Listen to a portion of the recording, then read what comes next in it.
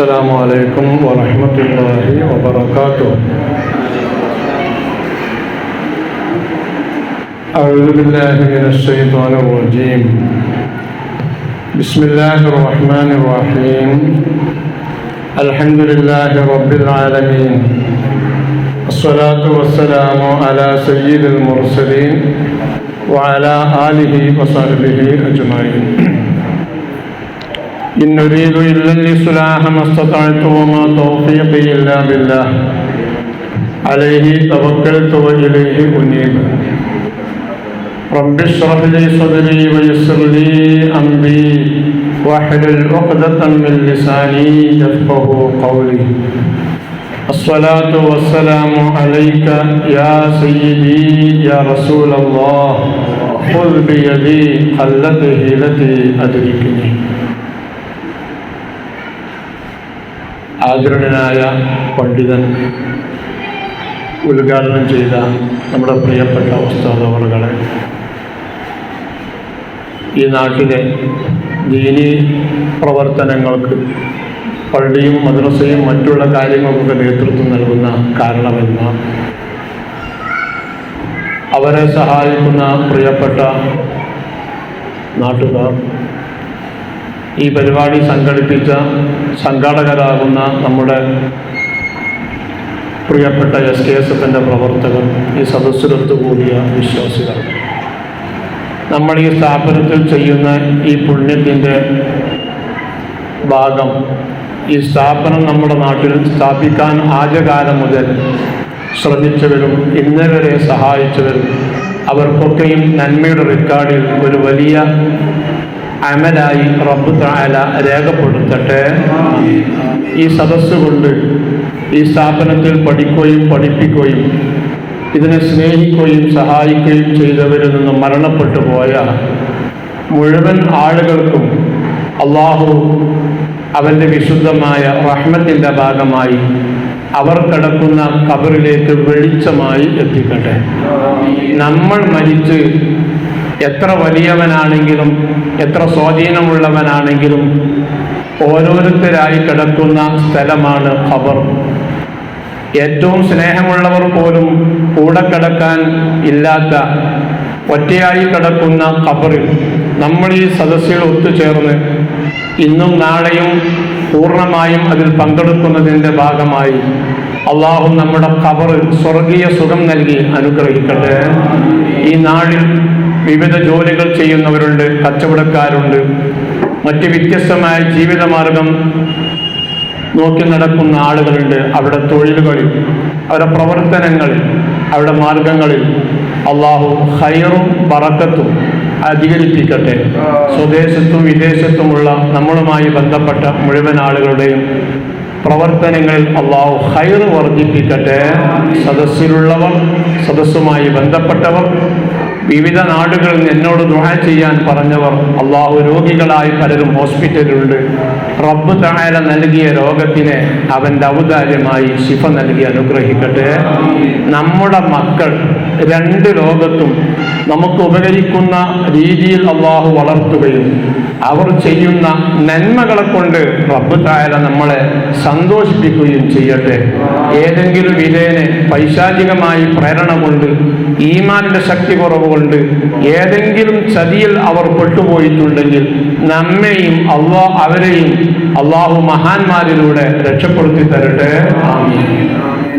വളരെ സന്തോഷമുള്ള ഒരു സമയവും സദസ്സുമാണത്. ഇവിടെ നേരത്തെ പരിചയമുള്ള ഒരാളാണ് ഞാൻ.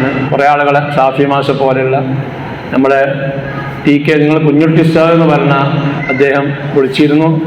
രോഗിയായതുകൊണ്ട് ഇവിടെ വന്നിരിക്കാൻ കഴിയില്ല എന്ന് പറഞ്ഞിട്ടുണ്ട്. അള്ളാഹു തആല ആഫിയത്ത് വർദ്ധിപ്പിക്കട്ടെ.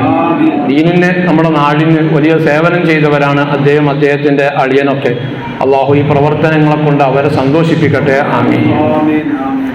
ഇന്നും നാളെ 2 ദിവസമുള്ളൂ. മറ്റന്നാൾ നിങ്ങൾ ഉറപ്പ് വെച്ചേണ്ടി വരില്ല. അതുകൊണ്ട് ഇന്ന് കഴിഞ്ഞിട്ട് പോവാം ഇൻഷാ അല്ലാഹ്. ഞാനും നിസ്കരിച്ചിട്ടില്ല, നിങ്ങളും നിസ്കരിച്ചിട്ടില്ല. കഴിഞ്ഞിട്ട് വേണമെങ്കിൽ നമുക്ക് ഒന്നായിട്ട് അമ്മായത്താക്കാം. ഇന്ന് വിഷയമില്ല. ഒരു എത്ര മണിക്കാണ് സാധാരണ ചോറ് കഴിച്ച് കിടക്കൊരു 10 മണിയാവില്ലേ? ആ നേരാമത്തിന് ഇൻഷാ അല്ലാഹ് വരീക്കത്താം. ആ രീതിയിൽ നമുക്ക് അവസാനിപ്പിക്കുകയും ചെയ്യാം. ഇനി നേരത്തെ അവസാനിപ്പിക്കണമെങ്കിൽ നിങ്ങൾ പറഞ്ഞാൽ മതി, നമുക്ക് നിർത്തും ചെയ്യാം. ഈ സദസ്സിൽ ഏറ്റവും ദൂരമുള്ള ആൾ ഞാനാണ്. മലപ്പുറത്തുനിന്ന് 5 കിലോമീറ്റർ പോകണം എനിക്ക്, അത്രയും നിങ്ങൾക്ക് ദൂരമില്ലല്ലോ. അപ്പം ഞാനാണ് ലാസ്റ്റ് എത്തുക. അൽഹംദുലില്ലാഹ് സന്തോഷമുണ്ട്.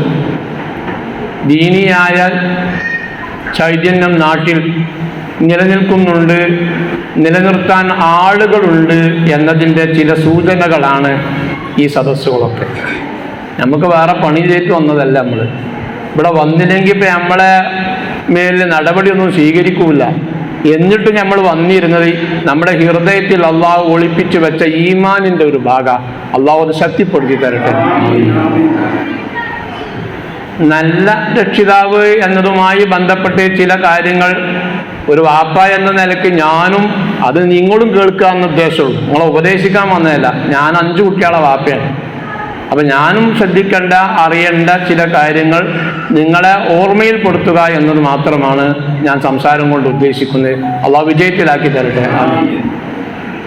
ഇവിടെ കൂടിയ ആൾക്കാർ വാപ്പ ആയോലും വല്യപ്പായോലും ഈ വാപ്പ ആകാനുള്ളതും കണ്ടല്ലോ ഈ സദസ്സിൽ. അവരൊക്കെ ആഗ്രഹിക്കുന്നത് ഞാനൊരു നല്ല രക്ഷിതാവാകണം എന്നാണ്. ആഗ്രഹിക്കുക മാത്രമല്ല, നമ്മളൊക്കെ ചിന്തയും അതാണ്, ഞാനാണ് നല്ല വാപ്പ എന്നാണ് എൻ്റെ ചിന്ത. എൻ്റെ നാട്ടിലത്തെ ഏറ്റവും നല്ല വാപ്പ ആരാന്ന് ചോദിച്ചാൽ ഞാൻ പറയാം ഞാനാണെന്ന്. ഏറ്റവും നല്ല ഭർത്താവ് ആരാണെന്ന് ചോദിച്ചാൽ അതും പറയാം ഞാനാണെന്ന്. ഏറ്റവും നല്ല അയൽവാസിയാണ് ആരാന്ന് ചോദിച്ചാൽ അതും ഞാനാണെന്നുള്ള അഭിപ്രായമാണ് എനിക്കുള്ളത്. അങ്ങനെയാണ് ഈ ഇരിക്കണ എല്ലാവരും മനസ്സിലും. അങ്ങനെ തന്നെ അല്ലേ? ഞാനൊരു മോശപ്പെട്ട വാപ്പയാണ്, ഞാൻ നന്നാകുമെന്ന് ഉപയോഗട്ടെ വന്നതല്ല. നിങ്ങളൊക്കെ നല്ലവർ തന്നെയാണ്. നമ്മൾ നല്ലവരാകണം എന്ന് ചിന്തിക്കുന്നവരുമാണ് നമ്മൾ. ഒരു നല്ല വാപ്പ ആരാണ്? വാപ്പ എന്ന് പറഞ്ഞാൽ അമ്മയുണ്ട് ഇവിടെ സദസ്സിൽ. ഒരു നല്ല രക്ഷിതാവ് ആരാണ്? ഒരു നല്ല രക്ഷിതാവ് ആകാൻ വേണ്ടി നമ്മൾ എന്തൊക്കെയാണ് ചെയ്യല്? കുട്ടികളെ വളർത്തുന്ന കാര്യം നോക്കിക്കോളി.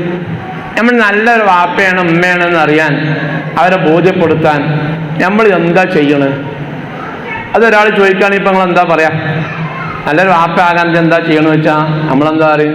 നല്ല ഭക്ഷണം കൊടുക്കുന്നുണ്ട് കുട്ടികൾ, അല്ലേ? അത് പറയില്ലേ? നല്ല ഭക്ഷണം കൊടുക്കുന്നുണ്ട്. ഞാൻ തിന്നമായിരുന്നല്ല ഇപ്പം എൻ്റെ കുട്ടികൾ തിന്നുന്നത്. നല്ല വസ്ത്രം കൊടുക്കുന്നുണ്ട്, സൗകര്യങ്ങൾ വേറെ ഉണ്ട് എന്നാ നമ്മൾ പറയാം. നല്ല ഭക്ഷണം കൊടുക്കണ ആൾക്ക് നല്ല കുക്കർ എന്നേ പറയാൻ പറ്റുള്ളൂ, അല്ലേ? അങ്ങനെയല്ലേ പറ്റുള്ളൂ. ആളുഷാറാണ്, വെച്ചുണ്ടാക്കിയ നല്ല ചൊടിയാണെന്ന് അറിയും. മൂല്യന്മാർക്ക് പല പെരീനേക്കാരും ചിലവ്. അപ്പോൾ ഓർക്ക് ഇങ്ങനെ അറിയാം പെരിയിലെ കൊണ്ട് എങ്ങനെ ഉണ്ട് എന്നൊക്കെ. അപ്പം നമ്മൾ നല്ല ഭക്ഷണം കൊടുക്കുക, നല്ല വസ്ത്രം കൊടുക്കുക, ജീവിതത്തിന് ആവശ്യമായ സൗകര്യങ്ങൾ ചെയ്തു കൊടുക്കുക. അതുകൊണ്ട് ഞാൻ നല്ലൊരു രക്ഷിതാവാണ്, വാപ്പയും ഉമ്മയുമാണ്. അതനുസരിച്ച് അവരിൽ നിന്ന് എനിക്ക് കിട്ടേണ്ടത് കിട്ടണം. എന്നാൽ കിട്ടുന്നില്ല എന്നൊരു പരാതിയും നമ്മുടെ മനസ്സിൽ എവിടെയോ ഒളിപ്പിച്ച് വെച്ചിട്ടുണ്ട്. ഇതുമായി ബന്ധപ്പെട്ട ചില കാര്യങ്ങൾ നിങ്ങൾക്ക് അറിയണത് തന്നെയാണ്. കാരണം എനിക്ക് 55 വയസ്സായിട്ടുള്ളൂ. ഇവിടെ 65-70 വയസ്സായ ആൾക്കാരുണ്ട്. എന്നെ പോലത്തെ മക്കളെ വളർത്തണ വാപ്പാനും ഉമ്മാനോട് ഞാനിപ്പോൾ എങ്ങനെ കുട്ടികളെ നന്നാക്കണ്ട് എന്ന് പറയണ്ട. നമ്മളൊരു മുസ്ലിം സഹോദരൻ നിലയ്ക്ക് എന്തെങ്കിലും മങ്ങിപ്പോയിട്ടുണ്ടെങ്കിൽ ഓർമ്മപ്പെടുത്തൽ മാത്രമാണ്. കുട്ടികൾ നല്ലവരാകുമ്പോഴാണ് നമ്മൾ നല്ലൊരു രക്ഷിതാവുക. നമ്മളെ കുട്ടികൾ നന്നാകുമ്പോൾ, നാട്ടുകാർ നന്നാവുമ്പോഴല്ല, നമ്മളെ വീട്ടിലുള്ള നമ്മളെ കൂടെയുള്ള ആള്. നബി സല്ലല്ലാഹു അലൈഹി വസല്ലമ തങ്ങൾ ഖൈറുൽ ആബാഇ, ആരാണ് നല്ല രക്ഷിതാവ് എന്നതിന് ഒരു ചെറിയ വിശദീകരണം നൽകിയിട്ടുണ്ട്. അവിടുന്ന് പറഞ്ഞ ഹദീസിന്റെ സാരം ഇങ്ങനെയാണ്: നീ വീട്ടിലുണ്ടാകണമെന്ന് മക്കൾ ആഗ്രഹിക്കുന്നുവെങ്കിൽ നീ നല്ല രക്ഷിതാവാ. വാപ്പ രാവിലെ സാധാരണ അസർക്ക് പള്ളിയേക്ക് പോയാൽ ഇശാസ്കരിച്ചിട്ടേ പള്ളിക്കൊന്ന് വരലുള്ളൂ. പക്ഷേ ഒരു ദിവസം മഗ്‌രിബിക്കരിച്ചിട്ട് വന്നാൽ കുട്ടികളെ മനസ്സിൽ സന്തോഷമാണോ എന്നാൽ ഖൈറുൽ ആബാ ആണ്. നമ്മൾ നല്ല വാപ്പയാണ്. ഓരോരുത്തരും അവനാനെ പറ്റിയാ മനസ്സിലാക്കണ്ട കേട്ടോ. ശരിയാണ്. ഇപ്പം ഇയാൾ പറഞ്ഞതന്നെ ശരി. എൻ്റെ അയൽവക്കാർ സെയ്ദൽ ബി പറഞ്ഞ മാതിരിയാണ് എന്നുള്ളതല്ല, ഞാനെങ്ങനെയാന്നാ ചിന്തിക്കേണ്ടത്. എപ്പോഴും നമ്മളെ പറ്റിയാ ചിന്തിക്കുക. നമ്മൾ വീട്ടിലുണ്ടാകണമെന്ന് നമ്മളെ മക്കൾക്ക് താല്പര്യമുണ്ടോ? വാപ്പ കുറച്ചു നേരം ഇവിടെ ഇരുന്നെങ്കിൽ എത്ര നന്നായിരുന്നു. വാപ്പ അങ്ങാടിക്ക് പോയാൽ നന്നായിരുന്നു എന്നല്ല ചിന്തിക്കേണ്ടത്. ഇരുന്നോ ഇരുന്നില്ലേ എന്നല്ല. ഞാനൊരു മദ്രസ അധ്യാപകനാണ്. ഇപ്പം ഞാൻ എല്ലാ ദിവസവും വീട്ടിൽ പോകും. ഞാൻ ഈ വൈലത്തൂർ ഏരിയയിലൊക്കെ ജോലി ചെയ്തിരുന്നു. അന്ന് വ്യാഴാഴ്ച മദ്രസ വിട്ട് നാട്ടിലേക്ക് പോകും, ശനിയാഴ്ച രാവിലെ നാട്ടിൽ നിന്ന് പോരും. വ്യാഴാഴ്ചൻ്റെ മുമ്പുള്ള ദിവസം ബുധനാഴ്ച എൻ്റെ മക്കൾ എൻ്റെ ഭാര്യനോട് ചോദിക്കാണ്, ഇന്നിപ്പോൾ ഏതാ ദിവസം ഇന്ന് ബുധനാഴ്ച, നാളെയാണല്ലോ ഇപ്പം വരുന്ന ഈസല്ലേ എന്ന് പറയുമ്പോൾ ഓല മനസ്സിൽ സന്തോഷം ഉണ്ടെങ്കിൽ ഞാൻ നല്ല വാപ്പയാണ്. പഠിച്ചോനെ നാളെയാണ് ഇപ്പം വ്യാഴാഴ്ചല്ലേ, എത്ര ദിവസം ഇപ്പം വ്യാഴാഴ്ച ആയത്, നാളെ ഇപ്പം മൂപ്പര് വരുന്ന ദിവസം, ഇവിടെ ഒരു സ്വാതന്ത്ര്യം ഉണ്ടാവില്ല, അനങ്ങാനയക്കൂല, തിരിയാനയക്കൂല, മറിയാനയക്കൂല, കളിച്ചാനയക്കൂല, ചിരിച്ചാനയക്കൂല, എന്തോ ഒരു കർശന നിയന്ത്രണമാണ് എന്നാണ് പറയുന്നതെങ്കിൽ ഞാൻ നല്ല വാപ്പല്ല. അങ്ങനെയാണ് പറയേണ്ടത്. എല്ലാ ദിവസവും ശനിയാഴ്ചയാണ് ഞാൻ പോരല്. ഒരു ദിവസം വെള്ളിയാഴ്ച ഞാനായിരുന്നു ചോറ് വെച്ചപ്പോൾ ഞാൻ ഭാര്യനോട് പറഞ്ഞു, ഒരു കുത്തുബിയത്തുണ്ട് മദ്രസയിൽ, ഒഴിവാക്കാൻ പറ്റൂല, അവിടെ ഞാൻ അസറൊക്കെ എത്തിയിട്ട് പോകുക എന്ന് പറയുമ്പോൾ എൻ്റെ കുട്ടികളെ അൽഹംദുലില്ലാ എന്ന് മനസ്സിൽ പറയുന്നുണ്ടെങ്കിൽ ഞാൻ നല്ല വാപ്പല്ല. ആ പണം ഏറെമക്കോളം കാണാമെന്നല്ലല്ലോ, പോയി കിട്ടുമല്ലോ. ഈ ആഴ്ചയിലും അങ്ങനെ എല്ലാ ആഴ്ചയിലും കുത്തുബിയത്തിൻ്റെ വാപ്പാക്ക് ഓഫർ കിട്ടുകയാണെങ്കിൽ മൂപ്പർ ശനിയാഴ്ച ഉള്ളത് വെള്ളിയാഴ്ച പോകുമല്ലോ. ഏത് വാപ്പയാണ് നിങ്ങൾ വാപ്പാർ ചിന്തിക്കുക, ഏത് ഉമ്മയാണെന്ന് ഉമ്മമാരും ചിന്തിക്കുക. ഇതാണ് നമ്മൾ ചിന്തിക്കേണ്ടത്. പണ്ടൊരു വീട്ടിൽ ഉമ്മയും ബാപ്പയും കൂടി ഇങ്ങനെ ചർച്ച ചെയ്യണം. കുട്ടികളെ ഓരോരോ രീതിയെ പറ്റിയാണ് പറഞ്ഞ്, അനുസരണക്കുറവ്, അവർക്ക് താല്പര്യക്കുറവ്, അവർ നമ്മോട് കാണിക്കുന്നതിൻ്റെ സ്നേഹക്കുറവ്, ഇങ്ങനെയുള്ള വിഷയങ്ങൾ ഇങ്ങനെ ഉമ്മയും ബാപ്പി ഒരു ഗൗരവത്തിൽ അതിനൊരു പരിഹാരം എന്താ ഉണ്ടാകും എന്ന് പറഞ്ഞ് ഉമ്മയും ബാപ്പി അവിടെ ഇങ്ങനെ സംസാരിച്ചു കൊണ്ടിരിക്കുക. അപ്പോഴാണ് മദ്രസ വിട്ട് കുട്ടി ഒരു കടലാസീറ്റ് ഉമ്മാൻ്റെ അടുത്ത് വന്നിട്ട് പറഞ്ഞു, ഇത് ഉസ്താദ് അന്നാണ് ദാ മാറും. അപ്പം അമ്മ അങ്ങനെ വായിച്ചു നോക്കി, മജ്‌ലിസുന്നൂർ ആത്മീയ സദസ്സ് നാളെ വൈകിട്ട് 7 മണിക്ക് മദ്രസ ഹാളിൽ ഉസ്താദ് ഇന്നാള് നേതൃത്വം നൽകുന്നു. NB സ്ത്രീകൾക്ക് പ്രത്യേകം സൗകര്യമുണ്ടാകും.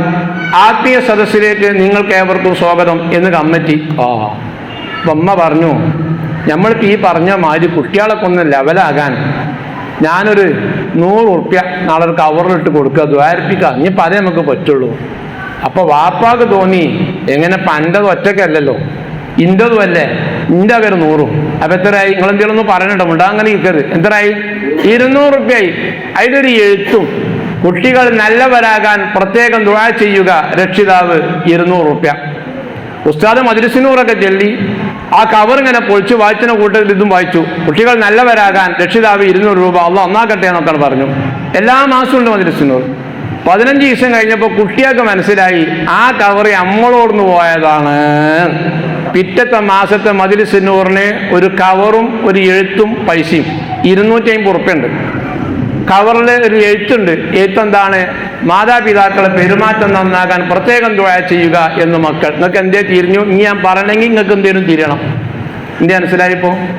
കുട്ടികൾക്ക് ശരിയാകാൻ 200 മതി എന്ന് വാപ്പിമ്മയും ചിന്തിക്കുമ്പോഴാണ് വാപ്പാനും ശരിയാക്കാൻ ചുരുങ്ങിയത് 250 വേണമെന്ന് മക്കൾ ചിന്തിക്കുന്നത്. എവിടെ പ്രശ്നം? അവിടെ പ്രശ്നം. അതാണ് നമ്മളെ പ്രശ്നം. ഉണ്ടെങ്കിൽ നാട്യ സാധനത്തിന് വളവുണ്ടെങ്കിൽ നിഴലിന് എന്തുണ്ടാവും? അതിന് നമ്മൾ നിഴലിന് ചീത്തറേണ്ടി വരില്ല. അത് നാട്ടിന് സാധനം ക്ലിയർ ആവുക എന്നുള്ളതാണ് അവിടെ നമ്മൾ ചിന്തിക്കേണ്ടത്. കുട്ടികളുള്ള സദസ്സായതുകൊണ്ട് ഞാൻ ലേശം കുണുങ്ങിയിട്ടേ പറയുള്ളൂ. അങ്ങനെയാണല്ലോ, പെരി പോയിട്ട് നിങ്ങളെ മുഖത്തേക്ക് ഓല മുഖത്തേക്ക് നിങ്ങൾക്ക് നോക്കേണ്ടി വരുമെന്ന് എനിക്കറിയാം. അവരില്ലാത്ത സദസ്സിൽ പറഞ്ഞ ഓപ്പൺസ് പറ്റൂല. അപ്പം നമ്മൾ ചിന്തിക്കേണ്ടത് കുട്ടികൾ നല്ലവരാകാൻ പല പണിയെടുക്കുന്ന ആൾക്കാരാണ് എല്ലാവരും. ഞാനടക്കമുള്ള വാപ്പാരും എൻ്റെ ഭാര്യയെ പോലെയുള്ള ഉമ്മമാരും അവർ നല്ല പണിയെടുക്കുന്നുണ്ട്, പക്ഷെ ഫലം കാണുന്നില്ല. നമ്മൾ ചെയ്യുന്ന പണി എന്താ? മദ്രസ +2 വരെ പഠിപ്പിക്കും, അതൊറ്റ ക്ലാസ് ഒഴിവാക്കാനായിക്കൂല. ക്ലാസ് പരീക്ഷയ്ക്ക് നല്ല മാർക്ക് കിട്ടാണെങ്കിൽ വേണ്ടി അവരെ നിർബന്ധിച്ച് പഠിപ്പിക്കുന്നുണ്ട്. അങ്ങനെയുള്ള ചില കാര്യങ്ങളൊക്കെ നമ്മൾ ചെയ്യുന്നുണ്ട്. പക്ഷെ ഒരു 18-20 വയസ്സുണ്ടായ പിന്നെ ഉസ്താദിനെ കാണുമ്പോൾ പറയണം, ഉസ്താദ് ആർക്ക് എൻ്റെ മകൻ സലാമുണ്ടല്ലോ, നിക്കരിച്ചാൻ വലിയ മടിയ. സുബൈക്കൊക്കെ ഓന് 7 മണിയാകും നീച്ചിട്ട്. വാപ്പയാണ് ഈ പറയണത്, അയൽവാസിയല്ല ഈ പറയണത്. ഇതൊരു സങ്കടം, നമുക്കൊരു സങ്കടം തന്നെയാണ്. രാത്രി 9:30 മണിക്ക് എത്തേണ്ട ഓന് 11 മണി ആകാണ്. ഇപ്പൊ ലോക ഫുട്ബോൾ കാണാൻ പോയിട്ടല്ല, എന്നും ഓൻ്റെ രീതി അങ്ങനെയാണ്. പറയാൻ പാടില്ല. അപ്പോൾ പറഞ്ഞ നമ്മൾ ഫലിക്കൂല. നമ്മളൊക്കെ കുട്ടിക്കാലത്ത് വാപ്പ പറയാണ്, ഇശാക്ക് വാങ്ങിക്കൊടുത്ത് ജമാഅത്ത് കഴിയുമ്പോഴത്തേന് പെരീക്കെത്തിക്കൊണ്ടി എന്നാൽ നിക്കരിച്ചിട്ടില്ലെങ്കിലും മകൻ പെരീക്കെത്തും, ഇല്ലേ? ഇന്ന് നമ്മൾ കുട്ടിയോട് പറയാണ് 10 ആകുമ്പോഴത്തേന് പെരീക്കെത്തിക്കോ, അല്ലെങ്കിൽ വാല് തുറന്നു തരൂല എന്ന് പറഞ്ഞാൽ ഓള് സന്തോഷം. ആയിക്കോട്ടെ, നമുക്ക് വിഷയമില്ല, ഞാൻ ക്ലബ്ബ് കടന്നോളാം. അവിടെ ഉള്ളപ്പോൾ സുഖം എന്താ? നിക്കരിച്ചും വേണ്ട, പല്ലിയേക്കും വേണ്ട, പാത്യ മനരിച്ചും വേണ്ട, നമ്മളവിടെ കടന്നോളാം. കുട്ടികളെ എന്തേലും പറഞ്ഞ് പേടിപ്പിക്കാൻ പറ്റൂല. അതിനെന്തു പരിഹാര രീതി എന്നാണ് ചിന്തിക്കേണ്ടത്. ഞാൻ പറഞ്ഞത് വളരെ അർത്ഥമുള്ളൊരു വിഷയമാണ്. അതായത് കുട്ടികൾ നന്നാകണം എന്ന് നമ്മൾ ചിന്തിക്കുന്നതിനേക്കാൾ മാതാപിതാക്കളുടെ പെരുമാറ്റം നന്നാകണമെന്ന് മക്കൾ ചിന്തിക്കുന്ന ഒരു കാലമാണ് ഇത്. 37 വർഷമായി ഞാൻ മദ്രസ പഠിപ്പിക്കാൻ തുടങ്ങിയിട്ട്. കുറേ ആൾക്കാരൊക്കെ നമുക്ക് ആ വിഷയത്തിൽ പരിചയമുണ്ട്. ഞാൻ ഒരാളെയും കുറ്റപ്പെടുത്തി ചെറുതാക്കി പറയല്ല. നമ്മൾ ഒരു സ്റ്റെപ്പും കൂടി ലെവലായാൽ ഒരു പക്ഷേ നമ്മൾ പ്രതീക്ഷയിലേറെ വലിയ ലാഭം, നമുക്ക് ഒരു ഗുണം, ഒരു നേട്ടങ്ങൾ ഉണ്ടാക്കാൻ കഴിയും. അതാണ് ഈ സംഘാടകർ ഇതുകൊണ്ട് ഉദ്ദേശിച്ചത്. അല്ലാതെ നിങ്ങൾ വാപ്പാരാകാത്തതുകൊണ്ടോ വാപ്പ ചെയ്യാത്തത് കൊണ്ടല്ല, ചെയ്യുന്നതിൽ എന്തൊക്കെയാണ് ഇനി നമ്മൾ ശ്രദ്ധിക്കേണ്ടത് എന്ന് നമ്മൾ ഓർമ്മപ്പെടുത്താൻ വേണ്ടിയാണ്. അതിപ്രധാനമായി ഒരു മാതാവ് പിതാവ് എന്നത് മക്കൾക്ക് ദുആ ചെയ്താൽ പ്രവാചകന്മാരുടെ പ്രാർത്ഥന പോലെ പരിഗണിക്കുമെന്ന് മുഹമ്മദ് മുസ്തഫ.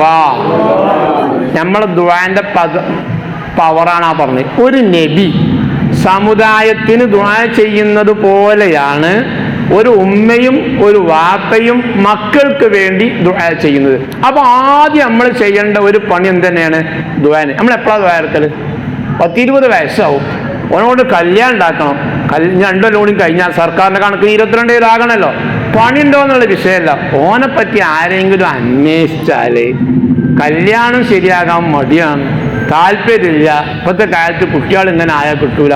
അതുകൊണ്ട് ഉസ്താദെ നിങ്ങൾ നാളത്തെ ഇഫായ് ശേഖിന്റെ ആണ്ടിന് ഏത് പരിപാടിക്കും ദ്വാരക്ക് ഓൻ്റെ മനസ്സൊന്ന് മാറിക്കിട്ടാൻ അതുവരെ നമ്മൾ കാത്തുക്കണം. എന്നാൽ പരിശുദ്ധമായ ദീന് നമുക്ക് നൽകിയ ചില പാഠങ്ങളുണ്ട്. നമ്മളത് ഉപയോഗിക്കുന്നിടത്തൊരു അലസത കാണിച്ചതാണ്. നമ്മൾ ദ്വാരക്കലുണ്ട്, ഇല്ല എന്ന് നമ്മൾ പറയില്ല. പക്ഷേ നമ്മൾ ദ്വാ തുടങ്ങേണ്ടത് എപ്പോഴാണെന്നും കൂടി നമ്മൾ മനസ്സിലാക്കണം. എന്തുകൊണ്ട്? ഞാൻ അത്രേ പറഞ്ഞുള്ളൂ.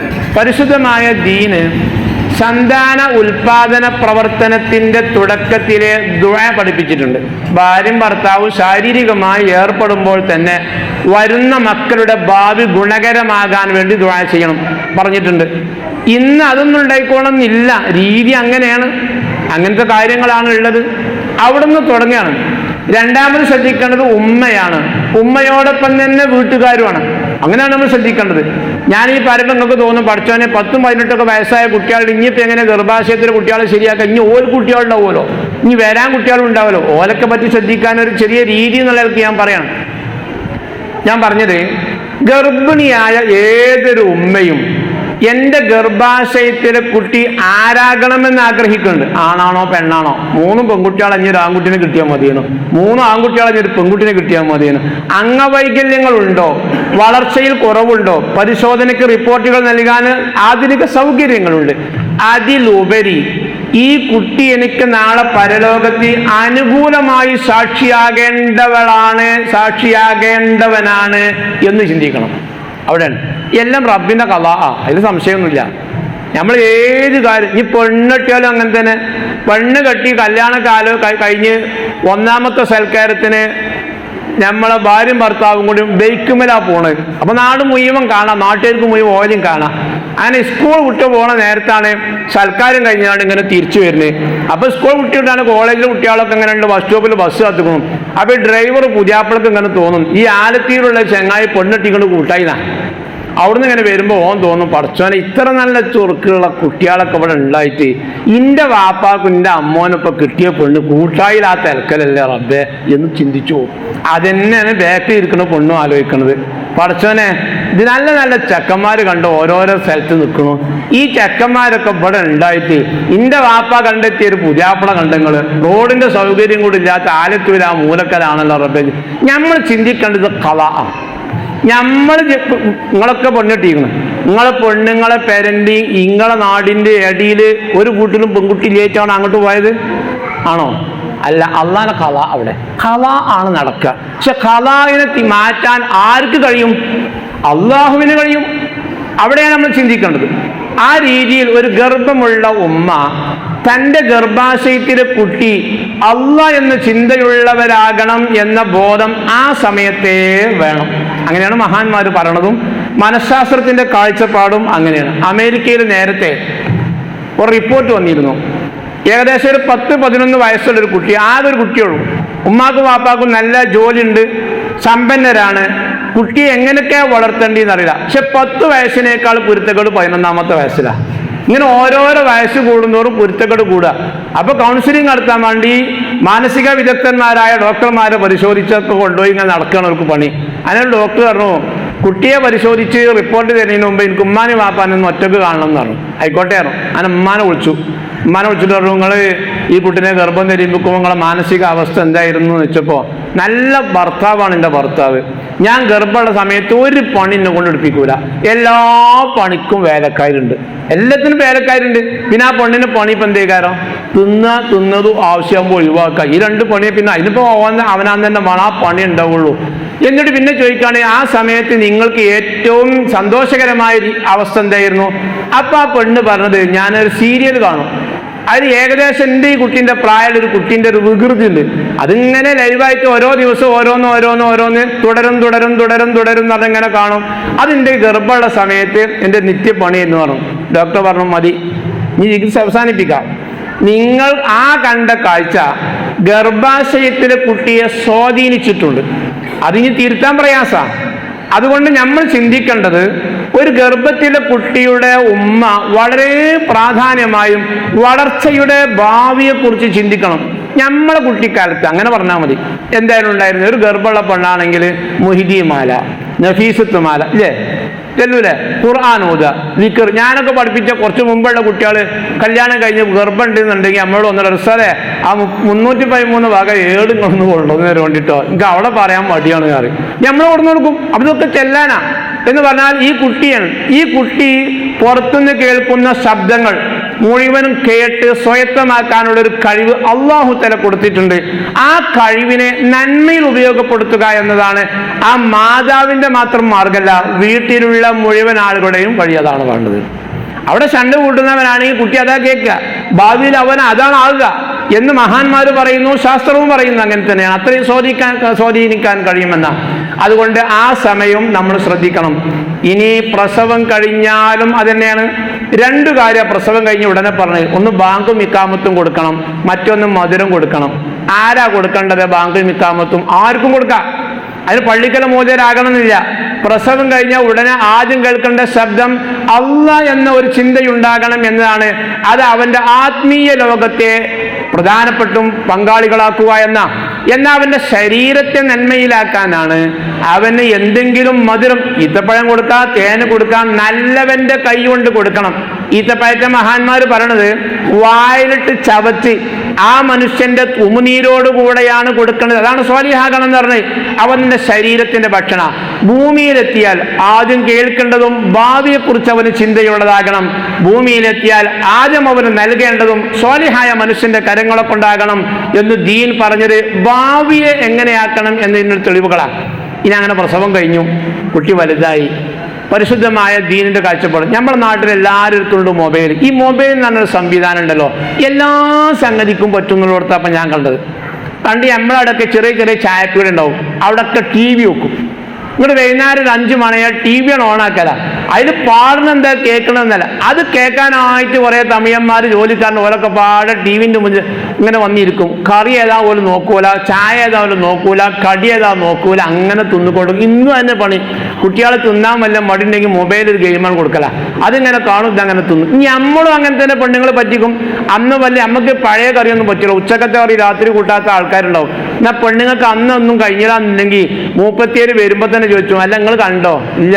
നിങ്ങൾ കണ്ടില്ല, വീഡിയോ കണ്ടില്ല എന്ന് പറഞ്ഞാൽ ആ വീഡിയോ നമുക്കും തരും, ഇവിടെ ചോറും വളർത്തി തരും. നമ്മൾ ചാറേതാന്ന് ചോദിക്കണതിന് മുമ്പ് പരിപാടി മുഴുവൻ കഴിഞ്ഞേക്കും. ഇതൊക്കെ യോഗ്യതയാണ്, അതൊക്കെ യുക്തിയാണ്. ഇല്ല എന്നൊന്നും ആരും പറയണ്ട. ഞാനും വാപ്പിയാണ്, വെല്ലിപ്പിയാണ്. അത് മനസ്സിലാക്കിയാൽ മതി. ഞാനൊരു വാപ്പിയാണ്, വെല്ലിപ്പിയാണ്. അപ്പൊ നമ്മുടെ രീതി അങ്ങനെയാണ്. എന്നാൽ പരിശുദ്ധമായ ദീനിന്റെ കാഴ്ചപ്പാട്, ഒരു കുട്ടി ജനിച്ചാൽ ആദ്യത്തെ 3 മാസം ആ കുട്ടിയുടെ മനസ്സ് മുഴുവനും ഇലാഹായ അവന്റെ സൃഷ്ടാവായ റബ്ബായിരിക്കുമെന്ന. അതല്ലാതെ വേറൊരു ചിന്തയും അവന്റെ മനസ്സിലില്ല.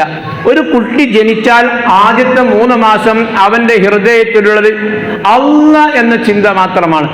ആ സമയത്താണ് നമ്മുടെ പൂർവികര്, ഇന്ന് നമ്മളും കുട്ടികളെ ആ സമയത്ത് ഏറ്റവും ലാളനയോടുകൂടെ ഉറക്കാൻ വേണ്ടി അവരെ സന്തോഷിപ്പിക്കാൻ വേണ്ടി ചെല്ലുന്നൊരു വാചകം എന്താണ്? ചൊല്ലിക്കൊള്ളി. ലാ ഇലാഹ ഇല്ലല്ലാഹു ലാ ഇലാഹ ഇല്ലല്ലാഹ് ലാ ഇലാഹ ഇല്ലല്ലാഹു മുഹമ്മദുർ റസൂലുള്ളാഹ്. ഇതിങ്ങോട്ട് ചൊല്ലിയാൽ തൊട്ടിയിൽ കരയണ കുട്ടി, കട്ടിലിൽ ഉമ്മയെ പ്രതീക്ഷിച്ചുകൊണ്ട് കാത്തിരുന്ന ആളെ കാണാൻ കാത്തിരിക്കുന്ന കുട്ടി കരയുന്നുണ്ടെങ്കിൽ 3 മാസം വരെ പ്രായമാകുന്ന കുട്ടിയാണെങ്കിൽ ഇതങ്ങോട്ട് ചൊല്ലിയാൽ അവന്റെ കരച്ചിലിന് മാറ്റമുണ്ടാകുമെന്ന് മഹാരഥന്മാരായ ഉലമാക്കൾ പറയുന്നു. എന്തുകൊണ്ട്? ആ കുട്ടീന്റെ മനസ്സ് മുഴുവൻ ആരാ? അള്ളയാണ്. ഓൻ കേൾക്കുന്നത് ആരെയാണ്? അള്ളാഹുവിനെയാണ്. ഇന്നത് കേൾക്കാനില്ല, ഇന്ന് കേൾക്കാനില്ല എന്നല്ല, ഇന്നെങ്ങാനും അങ്ങനെ പാട്ട് പാടിയിട്ട് നമ്മളെ കുട്ടികളെ ഉറക്കുകയാണെങ്കിൽ അടുത്ത വരീത്തെ തള്ളാര് പറയും, എത്താപ്പാ മരോള് BEd പാസ്സായതാന്നൊക്കെ പറഞ്ഞ് കൊടുന്ന ഇങ്ങോട്ട് ഓണ്ടി ലായില്ല ചെല്ലി കുട്ടീനെ ഓർക്കണോ? നമ്മൾ ഓല നോക്കണ്ട. കുട്ടിന്റെ മനസ്സിൽ അള്ളാഹു മാത്രമായതുകൊണ്ട് അത് കുട്ടി കേൾക്കാൻ താല്പര്യപ്പെടുന്നു. കേൾക്കണമെങ്കിൽ വീട്ടിലുള്ള മുതിർന്നവർ അത് പറഞ്ഞുകൊണ്ടിരിക്കണം. 3 മാസം കഴിഞ്ഞാൽ പിന്നെ ആ കുട്ടിക്ക് അടുത്ത 3 മാസം അള്ളാഹുവിന്റെ കൂടെ കയറി വരുന്നത് ഹബീബായ മുഹമ്മദ് മുസ്തഫ സ്വലാത്തുല്ലാഹ് സലാമുല്ലാഹ് അലാ റസൂലില്ലാഹ് സ്വലാത്തുല്ലാഹ് സലാമുല്ലാഹ് അലാ യാസീൻ ഹബീബില്ലാഹ്. 6 മാസമാകുമ്പോഴേക്കും അള്ളാഹുവിനെയും അവന്റെ പ്രവാചകരെയും അവന്റെ ഹൃദയത്തിൽ, ഏത് കുട്ടിയാണെങ്കിലും, അത് മുസ്ലിം കുട്ടി എന്നല്ല, അതിനൊക്കെ നിഷ്കളങ്ക ഹൃദയക്കാരാ അള്ളാഹു തആല നിക്ഷേപിച്ചിട്ടുണ്ട് എന്ന് മഹാന്മാർ പറയുന്നു. 6 മാസം കഴിയുമ്പോഴാണ് കുട്ടിക്ക് ഉമ്മയെ തിരിച്ചറിയാൻ കഴിയുക. അതുവരെ കുട്ടി ആരെടുത്താലും നിർത്തും, ആരെടുത്താലും കരച്ചിൽ നിർത്തും, ആരെടുത്താലും പ്രശ്നമില്ല, ആര് കളിപ്പിച്ചാലും കളിക്കും. പക്ഷേ 6 മാസം കഴിഞ്ഞ് 7ഓ 8ഓ മാസമായാൽ കരഞ്ഞുകൊണ്ടിരിക്കുന്ന കുട്ടിയുടെ കരച്ചിൽ നിർത്തണമെങ്കിൽ ആര് വരണം? ഉമ്മ വരണം. ഇനി ഉമ്മാന്റെ മാക്സ് ഇട്ടിട്ട് ഒരാൾ വന്നു നിൽക്കുക, പെരീത്തെ പെണ്ണ് ഉമ്മാന്റെ മാക്സ് ഇട്ട് വന്നു നിൽക്കുക, കുറച്ചേരം കരച്ചിൽ നിർത്തും, മുഖം നോക്കുമ്പോൾ ഉമ്മല്ല എന്ന് മനസ്സിലായാൽ കരച്ചിൽ തുടരും. നിങ്ങൾക്ക് പരിശോധിക്കാവുന്നതാണ്, നിങ്ങളെ പേരിൽ അങ്ങനത്തെ കുട്ടികളുണ്ടെങ്കിൽ. ഇത് വെറുതെ പറഞ്ഞാലേ. അപ്പൊ 6 മാസം കഴിയുമ്പോഴാണ് കുട്ടി ഉമ്മയെ മനസ്സിലാക്കുന്നത്. ആ ഉമ്മയുടെ മുഖത്ത് നോക്കിയിട്ട് ആ കുട്ടി നൽകുന്ന ഒരു വലിയ സന്ദേശമുണ്ട്. ഉമ്മ, നിങ്ങൾ എൻ്റെ മനസ്സിൽ ഇപ്പോഴാണ് കയറി വരുന്നത്. നിങ്ങൾ കയറി ഇരിക്കുന്നതിൻ്റെ മുമ്പ് എൻ്റെ മനസ്സിൽ 2 ആളുണ്ട്. ഒന്ന് ഇലാഹായ റബ്ബാണ് എന്നെ സൃഷ്ടിച്ചവൻ, ഒന്ന് അവന്റെ ഹബീബായ മുഹമ്മദ് മുസ്തഫ സല്ലല്ലാഹു അലൈഹി വസല്ലമ തങ്ങളാണ്. അവരെ വഴിക്ക് നിങ്ങൾ ഞങ്ങളെ നടത്തുകയാണെങ്കിൽ ഞങ്ങൾ നടക്കാൻ റെഡിയാണ് എന്നൊരു വലിയ സന്ദേശമുണ്ട്. പിന്നെ വാപ്പാനെ തിരിയുള്ളൂ എന്നാ നമ്മൾ തർക്കിച്ചിട്ട് കാര്യമില്ല. കാരണം നമ്മളപ്പളേ ആ കുട്ടികളെ കളിപ്പിച്ചാന്ന് തുടങ്ങിയിട്ടുള്ളൂ. ഇനി വാപ്പ എത്ര മെനക്കെട്ടാലും ഒരു ഉമ്മയെ പോലെ ആകാൻ കഴിയില്ല. അതുകൊണ്ടാണല്ലോ വിശുദ്ധമായ ഖുർആൻ ചെറുപ്പത്തിലൊരു കുട്ടിയെ വളർത്തുന്നതിന് പ്രയാസമുണ്ടെന്ന് തന്നെ പഠിക്കേണ്ടത്. എന്തുകൊണ്ട്? ഗർഭത്തിന് ധരിക്കുന്നതിന് പെണ്ണിന് കൂലിയുണ്ട്, പ്രസവത്തിന് ഷഹീദിന്റെ കൂലിയുണ്ട്. പ്രസവിക്കപ്പെട്ട കുട്ടി ഓരോ ശ്വാസോച്ഛ്വാസം നടത്തുന്നതിനും അവന്റെ മാതാപിതാക്കൾക്ക് ഹസനത്ത് രേഖപ്പെടുത്തുമെന്ന് അഷ്റഫുൽ ഖൽഖ് മുഹമ്മദ് മുസ്തഫ. നമ്മളൊരു വീപ്പയച്ചാൽ നമ്മളെ ഉമ്മാക്ക് നന്മ, വാപ്പാക്ക് നന്മ. നമുക്ക് കുട്ടികളുണ്ടെങ്കിൽ അവർ ശ്വാസയച്ചാലും കിട്ടും. അതുകൊണ്ട് അവരെ നല്ല വഴിക്ക് നടത്തണം എന്ന് പറഞ്ഞ് കഷ്ടപ്പാടിനനുസരിച്ച് നന്മയുണ്ട്. അതുകൊണ്ടല്ലേ മാതാപിതാക്കൾക്ക് വേണ്ടി ദുആ അല്ലാഹു തആല പഠിപ്പിക്കുക. എന്താ ദുആ പഠിപ്പിച്ചത്? റബ്ബിർഹംഹുമാ കമാ റബ്ബയാനി സഗീറ. എൻ്റെ ഉമ്മാന്റെ വള പണയം വെച്ചിട്ട് 5 വള ഉമ്മ തന്നിരുന്നു, അത് പണയം വെച്ച് വിറ്റിട്ട് ഞാൻ ഗൾഫ് പോയി. അവിടെ ചെന്ന് വിസ കിട്ടി, അറബിനൊരു കടിയിലാക്കി, പിന്നെ അറബിക്കിന് വിശ്വാസമായി. 3 കൊല്ലം കഴിഞ്ഞപ്പോൾ കട ചുടുത്തു പറഞ്ഞു. പിന്നെ കടയുടെ വരുമാനം കൊണ്ട് ആലത്തിയൂർ അങ്ങാടിൻ്റെ ഈ തല മുതൽ ആ തല വരെ പരിശോധിക്കുകയാണെങ്കിൽ ഏറ്റവും മികച്ച ബിൽഡിംഗ് എൻ്റെതാ.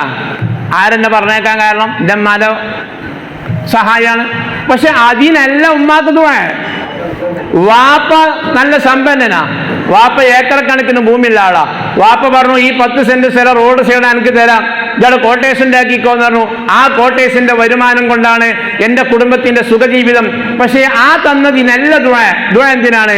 എന്നെ ചെറുപ്പത്തിൽ പ്രയാസങ്ങൾ സഹിച്ചു വളർത്തിയതിനു പകരം ഞാൻ ഇനി 65 വയസ്സ് വരെ ജീവിച്ചാലും 65 കൊല്ലം ഞാൻ ആ മാതാപിതാക്കൾക്ക് സകലമാന കാര്യങ്ങൾ ചെയ്തു കൊടുത്താലും അവർ എനിക്ക് തന്ന ആ ചെറുപ്രായത്തിൽ വളർത്തിയതിന് പകരം ആവുകയില്ല എന്ന് റബ്ബ് നമ്മളെ ബോധ്യപ്പെടുത്തുകയും അതുകൊണ്ട് മക്കളെ അതിന് പകരം കൊടുക്കാതിരിക്കാൻ പറ്റില്ല, കൊടുക്കാൻ നിങ്ങളെ കൊണ്ട് സാധ്യവുമല്ല.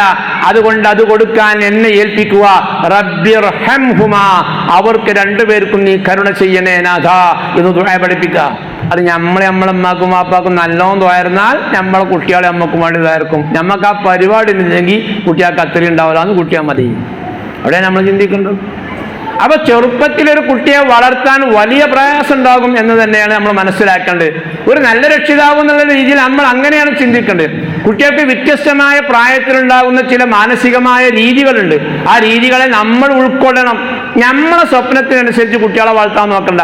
ഞാനൊരു മാസാക്കണം എന്ന് കരുതിന്ന് തോറ്റുപോയി, എനിക്ക് പറ്റിയില്ല. ഞാൻ എൻ്റെ ഒരു കുട്ടീനെ ഡോക്ടർ ആക്കണം എന്ന് കരുതിയിട്ടുണ്ട്, ആ കുട്ടി എത്ര പറഞ്ഞാലും ഡോക്ടർ ആണില്ല. ഞാൻ അവനെ എഞ്ചിനീയർ ആക്കണം എന്ന്, ഓനെ SLC പഠിപ്പിക്കണ കാലത്തെ എൻ്റെ താല്പര്യം ഓൻ എങ്ങനെ ഒരു എഞ്ചിനീയർ ആകണം എന്നാണ്. പക്ഷെ +2 കഴിഞ്ഞപ്പോൾ ഓനാ വകുപ്പ് ചിന്തിക്കണില്ല. നമ്മുടെ സ്വപ്നത്തിനനുസരിച്ച് വളർത്താൻ അല്ല, ഇലാഹായ റബ്ബിനോട് അവന്റെ പൊരുത്തത്തിൽ വളരാൻ ആവശ്യമായ പണിയാണ് നമ്മൾ പ്രവർത്തിക്കേണ്ടതും ആ പ്രാർത്ഥനയാണ് നമ്മൾ നടത്തേണ്ടതും. അള്ളാഹു മക്കളെ നന്നാക്കി തരട്ടെ, അള്ളാഹു മക്കളെ 2 ലോകത്തും വിജയിപ്പിച്ചു തരട്ടെ, ആമീൻ. അതുകൊണ്ട് മക്കൾ, പ്രിയപ്പെട്ട മുഅ്മിനീങ്ങളെ, നിങ്ങൾ ചിന്തിക്കേണ്ടത് ഒരു കുട്ടിയുടെ പ്രായത്തിനനുസരിച്ചുള്ള ചിലതൊക്കെ നമ്മൾ നൽകണം. നമ്മൾ കുട്ടികൾക്ക് നൽകുന്ന ഏറ്റവും വലിയ സമ്മാനം സ്നേഹം. അങ്ങനെ തന്നെയല്ലേ? മക്കളെ സ്നേഹമുണ്ട്, പേരക്കുട്ടികളെ സ്നേഹമുണ്ട്. സ്നേഹമില്ല എന്ന് നമ്മൾ എത്ര പറഞ്ഞിട്ടും കാര്യമില്ല, സ്നേഹം ഉള്ളിലുണ്ട്. നമ്മൾ ദേഷ്യപ്പെടുന്നുണ്ട് എന്ന് ഓല് തോന്നിയാലും നമ്മൾ സ്നേഹം കൊണ്ടാ പറയണത്. സ്നേഹത്തിന് അറബിയിലൊരു വാക്കുണ്ട്. എന്താ വാക്ക്? ഹബ്ബ് എന്നാ പറയാ. ഹബ്ബ് 2 അക്ഷരമേ ഉള്ളൂ, ഒന്ന് ഹാവും ഒന്ന് ബാവും. ഹായിന്റെ മഖ്റജ് ഇവിടെ, ബായിന്റെ മഖ്റജ് ഇവിടെ, അല്ലെ? തൊണ്ടയുടെ താഴെ അറ്റമാണ് ഉള്ള. ഇനി അതിന്റെ കീപ്പട്ടില്ല, അവിടെ നിന്നാണ് ഹായ് തുടങ്ങണത്. ചുണ്ടിന്റെ അവിടെയാണ് ബാ ഉള്ളത്. അതിന്റെ അർത്ഥം എന്താ? സ്നേഹം ഉള്ളെന്ന് തുടങ്ങിയിട്ട് പുറത്തേക്ക് ചാടണമെന്നാ. ഞമ്മക്ക് എന്ന് പറഞ്ഞ സ്നേഹം മാത്രമേ ഉള്ളൂ, ഉള്ളിലുണ്ടോ എന്നാണ് പരിശോധിക്കേണ്ടത്. ഹുബ്ബാണ് വേണ്ടത്, ഹുബ്ബാണ് കൊടുക്കുന്നത്. സ്നേഹിക്കാത്തവരല്ല ഒരു ഉമ്മയും വാപ്പയും. പക്ഷെ എൻ്റെ മാതാപിതാക്കൾ സ്നേഹിക്കുന്നുണ്ട് എന്നിടത്ത് നമ്മൾ ബോധ്യപ്പെടുത്തുന്നതിൽ പരാജയപ്പെട്ടിട്ടുണ്ട്. ഇജ്ജ് വരൂടെ കളി കാണാൻ? ഞാൻ വരൂല, എൻ്റെ വാപ്പ ഭയങ്കര സ്ട്രോങ്ങാ, അപ്പം അതിനൊന്നും അയക്കൂല.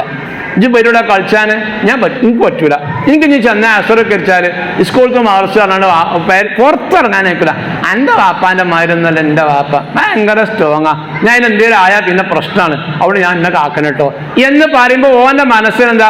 ഒരു സ്നേഹമില്ലാത്ത വാപ്പാൻ്റെ മകനാണ് ഞാൻ, അതുകൊണ്ട് എനിക്ക് വലിയ സങ്കടമുണ്ട്, എൻ്റെ വാപ്പാനെ ഒരു ഫുൾ ഓപ്പൺ അല്ല എന്ന.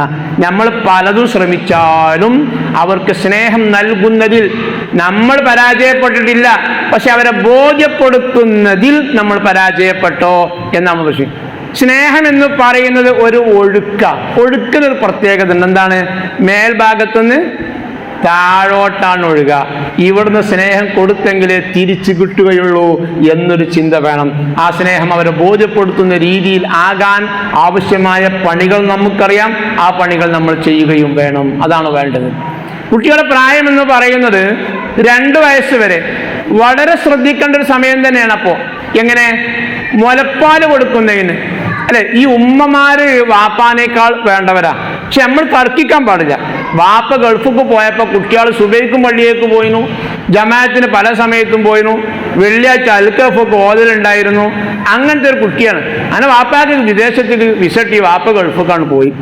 ഗൾഫ് പോയിട്ട് 2 കൊല്ലം കഴിഞ്ഞിട്ട് മൂപ്പര് വന്നപ്പോൾ കുട്ടികൾക്ക് ആ ജമാഅത്തിന്റെ പരിപാടി ഒന്നുമില്ല, ആ നിസ്കാരത്തിന് കൃത്യതയില്ല, വെള്ളിയാഴ്ച അൽക്കഫ് ഓതുന്ന പരിപാടി ഇല്ല.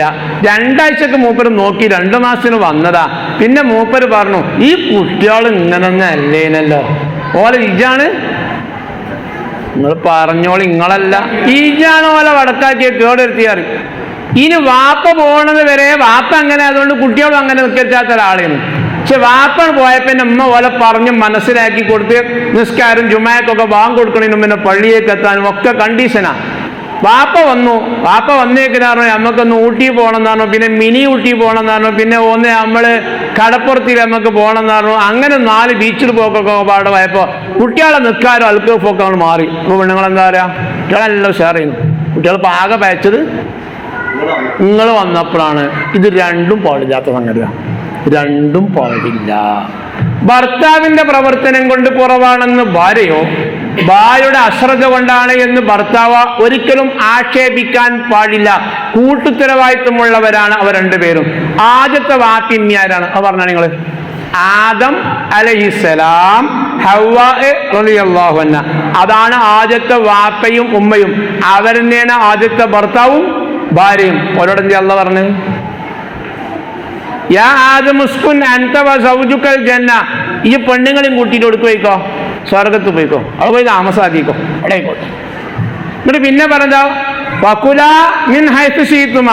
രണ്ടാൾക്ക് ഇഷ്ടമുള്ളവർക്കൊന്ന് ഇഷ്ടം പോലെ തിന്നോളി. പക്ഷെ വലാ തഖറബ ഹാദിഹി ഷജറ. ആ മരത്തിന്റെ അടുത്തേക്കാൾ പോകാഞ്ഞാൽ മതി, വേറെ നിങ്ങൾക്ക് ഇഷ്ടമുള്ളവർക്കൊക്കെ പോകാറും. പിന്നെ ഹവ്വാ റളിയല്ലാഹു അൻഹ പഴം പറിപ്പിച്ചു, ഇബ്ലീസിന്റെ കെണി കുടുങ്ങി. അങ്ങനെ എന്തായി? അവർ സ്വർഗത്തിൽ നിന്ന് ഭൂമിയിലേക്ക് ഇറങ്ങുകയാണ്. അള്ളാഹ് ഭൂമിക്ക് ഉണ്ടാക്കിയതുമാണ്. ഇറങ്ങുന്ന സമയത്ത് ആദം അലൈഹി സ്വലാമിന്റെ ഒരു ദുആ ഉണ്ട്. എന്താ ദുആ? റബ്ബനാ ളലംനാ അൻഫുസനാ വഇൻ ലം തഗ്ഫിർ ലനാ വതർഹംനാ ലനകൂനന്ന മിനൽ ഖാസിരീൻ. എന്താണ് അർത്ഥം? പടച്ചവനെ, ഞങ്ങളെ കയ്യിൽ അബദ്ധം വന്നു, ഞങ്ങൾ സ്വർഗത്തു നിന്ന് ഭൂമിക്ക് പോവുകയാണ്, തിരിച്ചു സ്വർഗത്തേക്ക് വരാൻ ആഗ്രഹമുണ്ട്, അതുകൊണ്ട് നീ ഞങ്ങൾക്ക് പുറത്തു തരികയും കരുണ ചെയ്യുകയും ചെയ്യണേ. ഞങ്ങൾ എന്നാ ഉപയോഗിച്ച് ആദ്യ നബി ഒരിക്കൽ പോലും ഓന്റെ പെണ്ണെ ഇജി ആ പഴം പറിച്ച് കൊടുത്തിട്ടില്ലെങ്കിൽ ഞാൻ തിന്നൂലേനല്ലോ, ഇജി എന്നെ തീറ്റിച്ചതുകൊണ്ടല്ലേ ഞമ്മക്ക് രണ്ടാൾക്ക് ഇവിടുന്ന് പോകേണ്ടി വന്നു എന്ന ഒരു ചിന്തയും ഉണ്ടായില്ല. അവർ തിരിച്ചു പോകാൻ, ഒരുമിച്ച് തിരിച്ചു പോകാനുള്ള പണിയാണ് എടുത്തത്. ഇവിടെയാണ് ഒരു ഭാര്യയും ഭർത്താവും. അത് തന്നെയാണ് വാക്കിമ്മി എന്ന് പറഞ്ഞത്.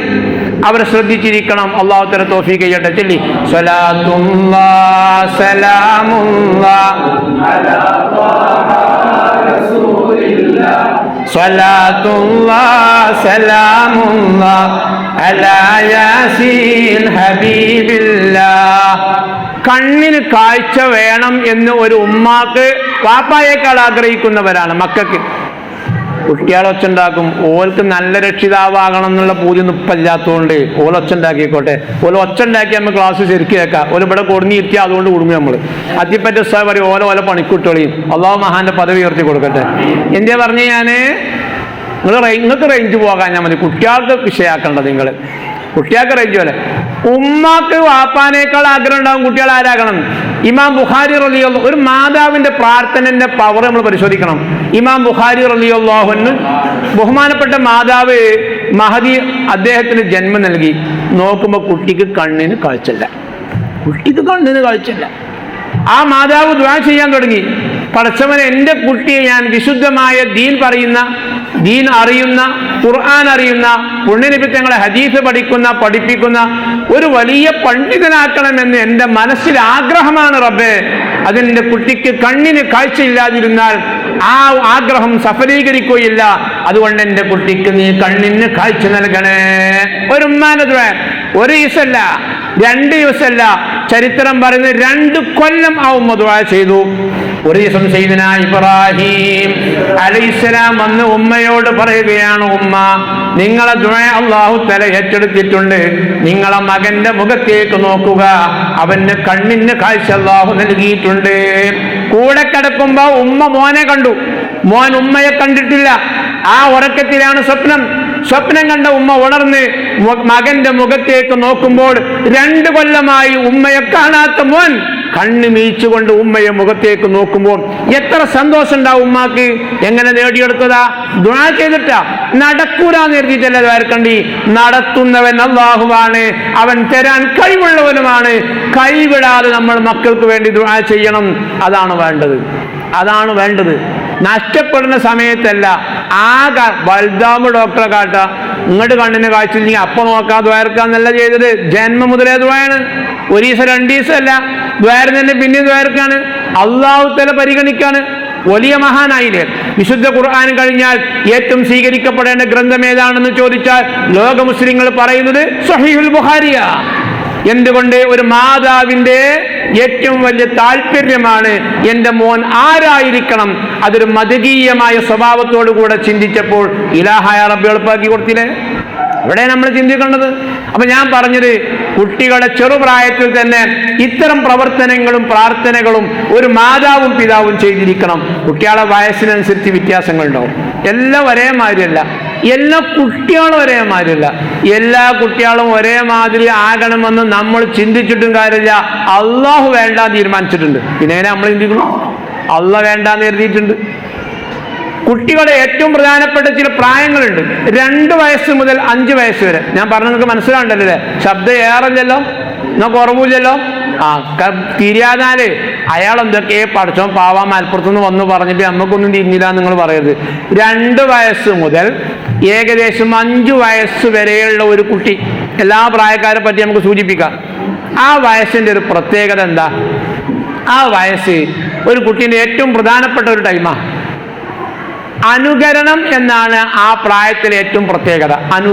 അനുകരണം എന്ന് പറഞ്ഞാൽ മറ്റുള്ളവർ ചെയ്യുന്നത് കണ്ട് അതേപോലെ ചെയ്യാൻ ശ്രമിക്കുക. നമ്മളെ പേരിലെ കുട്ടികളൊക്കെ അങ്ങനെ ഇല്ലേ? കുട്ടികളില്ലേ? തീരെ ഉണ്ട്. നമ്മളെ മദർസയിൽ നബിദിന റബീഉൽ അവ്വൽ 12-ന് രാവിലെ ഒരു ഘോഷയാത്ര. അവിടേക്ക് ഈ 4 വയസ്സായ കുട്ടി നമ്മൾ കൊടുത്തിരുന്നു. വൈകുന്നേരം നബിദിനത്തിന്റെ പാട്ടും പരിപാടി, അതിന് നമ്മൾ കൊടുത്തിരുന്നു. ലാസ്റ്റ് 10 മണിക്ക് ദഫ് പ്രോഗ്രാം, അതിന് ഈ 4 വയസ്സായ കുട്ടി കൊടുത്തിരുന്നു. ആ കുട്ടിക്ക് ഇനി 2 ദിവസം പരിപാടി എന്തേക്കാരം പരിയിൽ നബിദിനേക്കാരം. പിറ്റേന്നൊരു ഘോഷയാത്ര ഉണ്ട് കുട്ടിക്ക്. ഷെഡിയൊന്നും ഇട്ടിട്ടുണ്ടാവില്ല, അതൊന്നും ഇടണ്ടാൻ തീരുമാനമൊന്നുമില്ല, കമ്മിറ്റി തീരുമാനിച്ചതല്ല. ഈ കുട്ടി ഇവിടുന്ന് കണ്ടിട്ടുണ്ട് കൊടിയൊക്കെ പിടിച്ച്. അപ്പോൾ ഒരു ഈർക്കിലുമൊക്കെ ഇലയൊക്കെ കുത്തി കൊടുക്കണം, നമ്മൾ കൊടിയാക്കണം. പോയിക്ക പൊട്ട പിരാന്ത അന്നെ നല്ല കൊണ്ടേതാ കുടുങ്ങിയത്. ഞാൻ കൊണ്ടോണ്ടില്ലേന്നു മനസ്സിലായി. അതല്ല, ഓൻ ബുദ്ധിമാനാ, ഓനെ പരിഗണിക്കാണ് വേണ്ടത്. അങ്ങനെ കൊടുത്താൽ അങ്ങനെ പാടും, അതിന്റെ ബാക്കിൽ ഇങ്ങനെ പോകും. പിന്നെ നബിദിന പരിപാടി ഉണ്ടാവും. നമ്മളെ കുട്ടിക്കാലത്തൊക്കെ പൂളക്കൊമ്പുകൊണ്ട് മൈക്കുണ്ടാക്കിയിട്ട് പാട്ട് അടിയണം.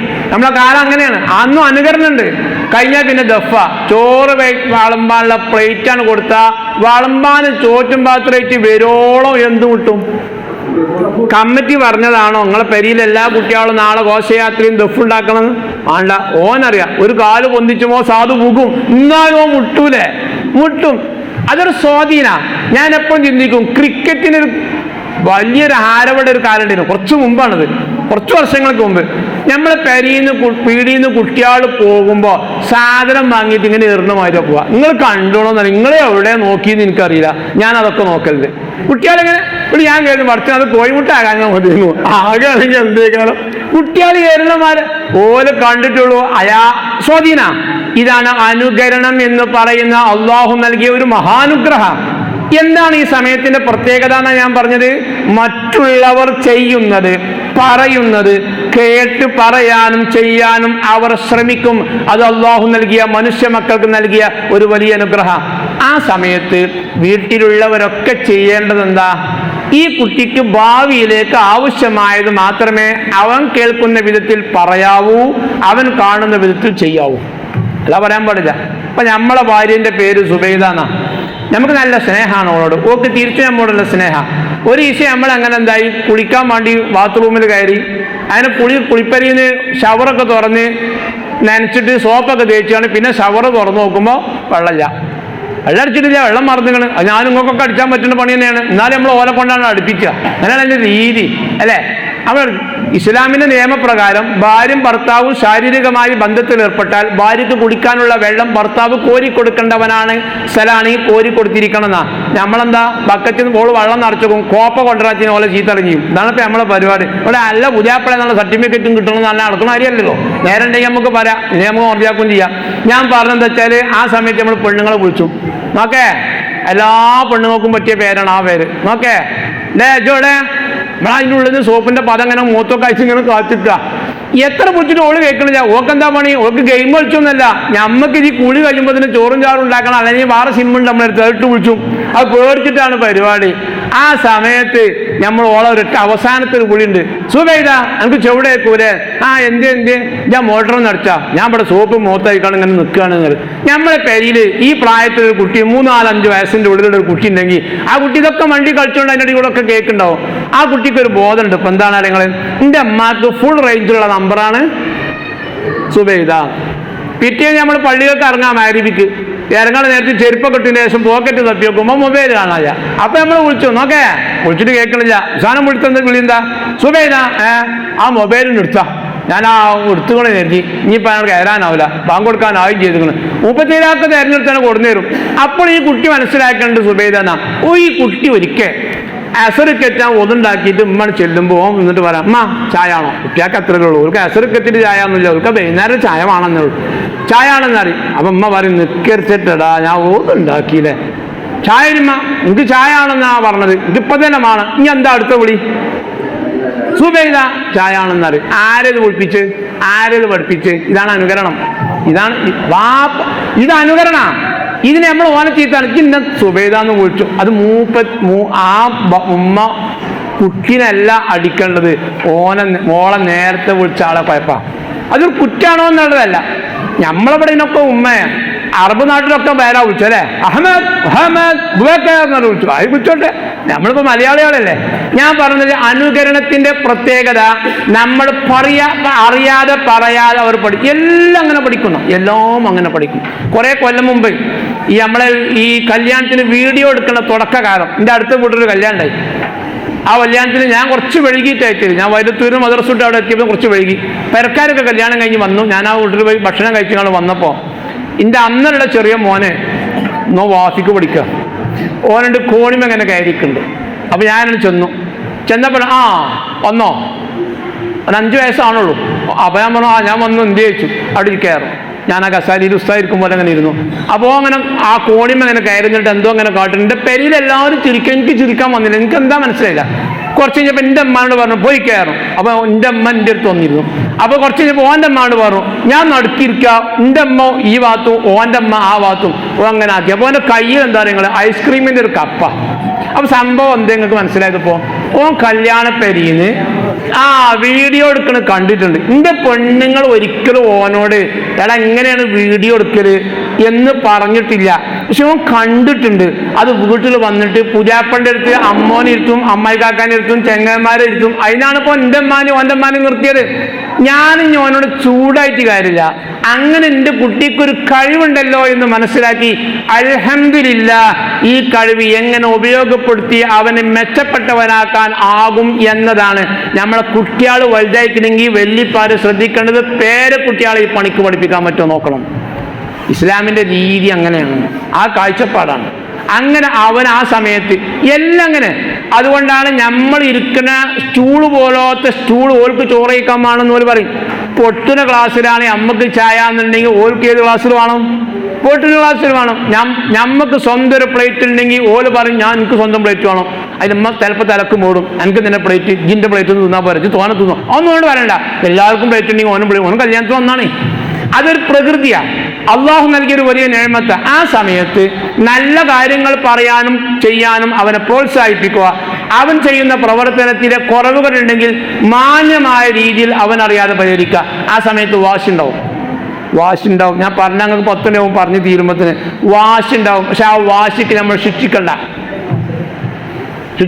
ഞാൻ ഏറ്റവും കൂടുതൽ മനഃശാസ്ത്രം പഠിച്ചത് എൻ്റെ അമ്മാൻ്റെ അടുത്തുനിന്നാണ്. എൻ്റെ അമ്മക്ക് യോഗ്യത മദർസ് സ്കൂളിൽ 2ാം ക്ലാസ്സിൽ കുറച്ചാലും പോയിക്കണമെന്നുള്ള 1 കഴിഞ്ഞ് 2, പിന്നെ എൻ്റെ അമ്മ സ്കൂൾ നിർത്തി 8 കൊല്ലമായി വഫാത്തായിട്ട്. അള്ളാഹു മഹദിക്ക് സ്വർഗം കൊടുക്കട്ടെ.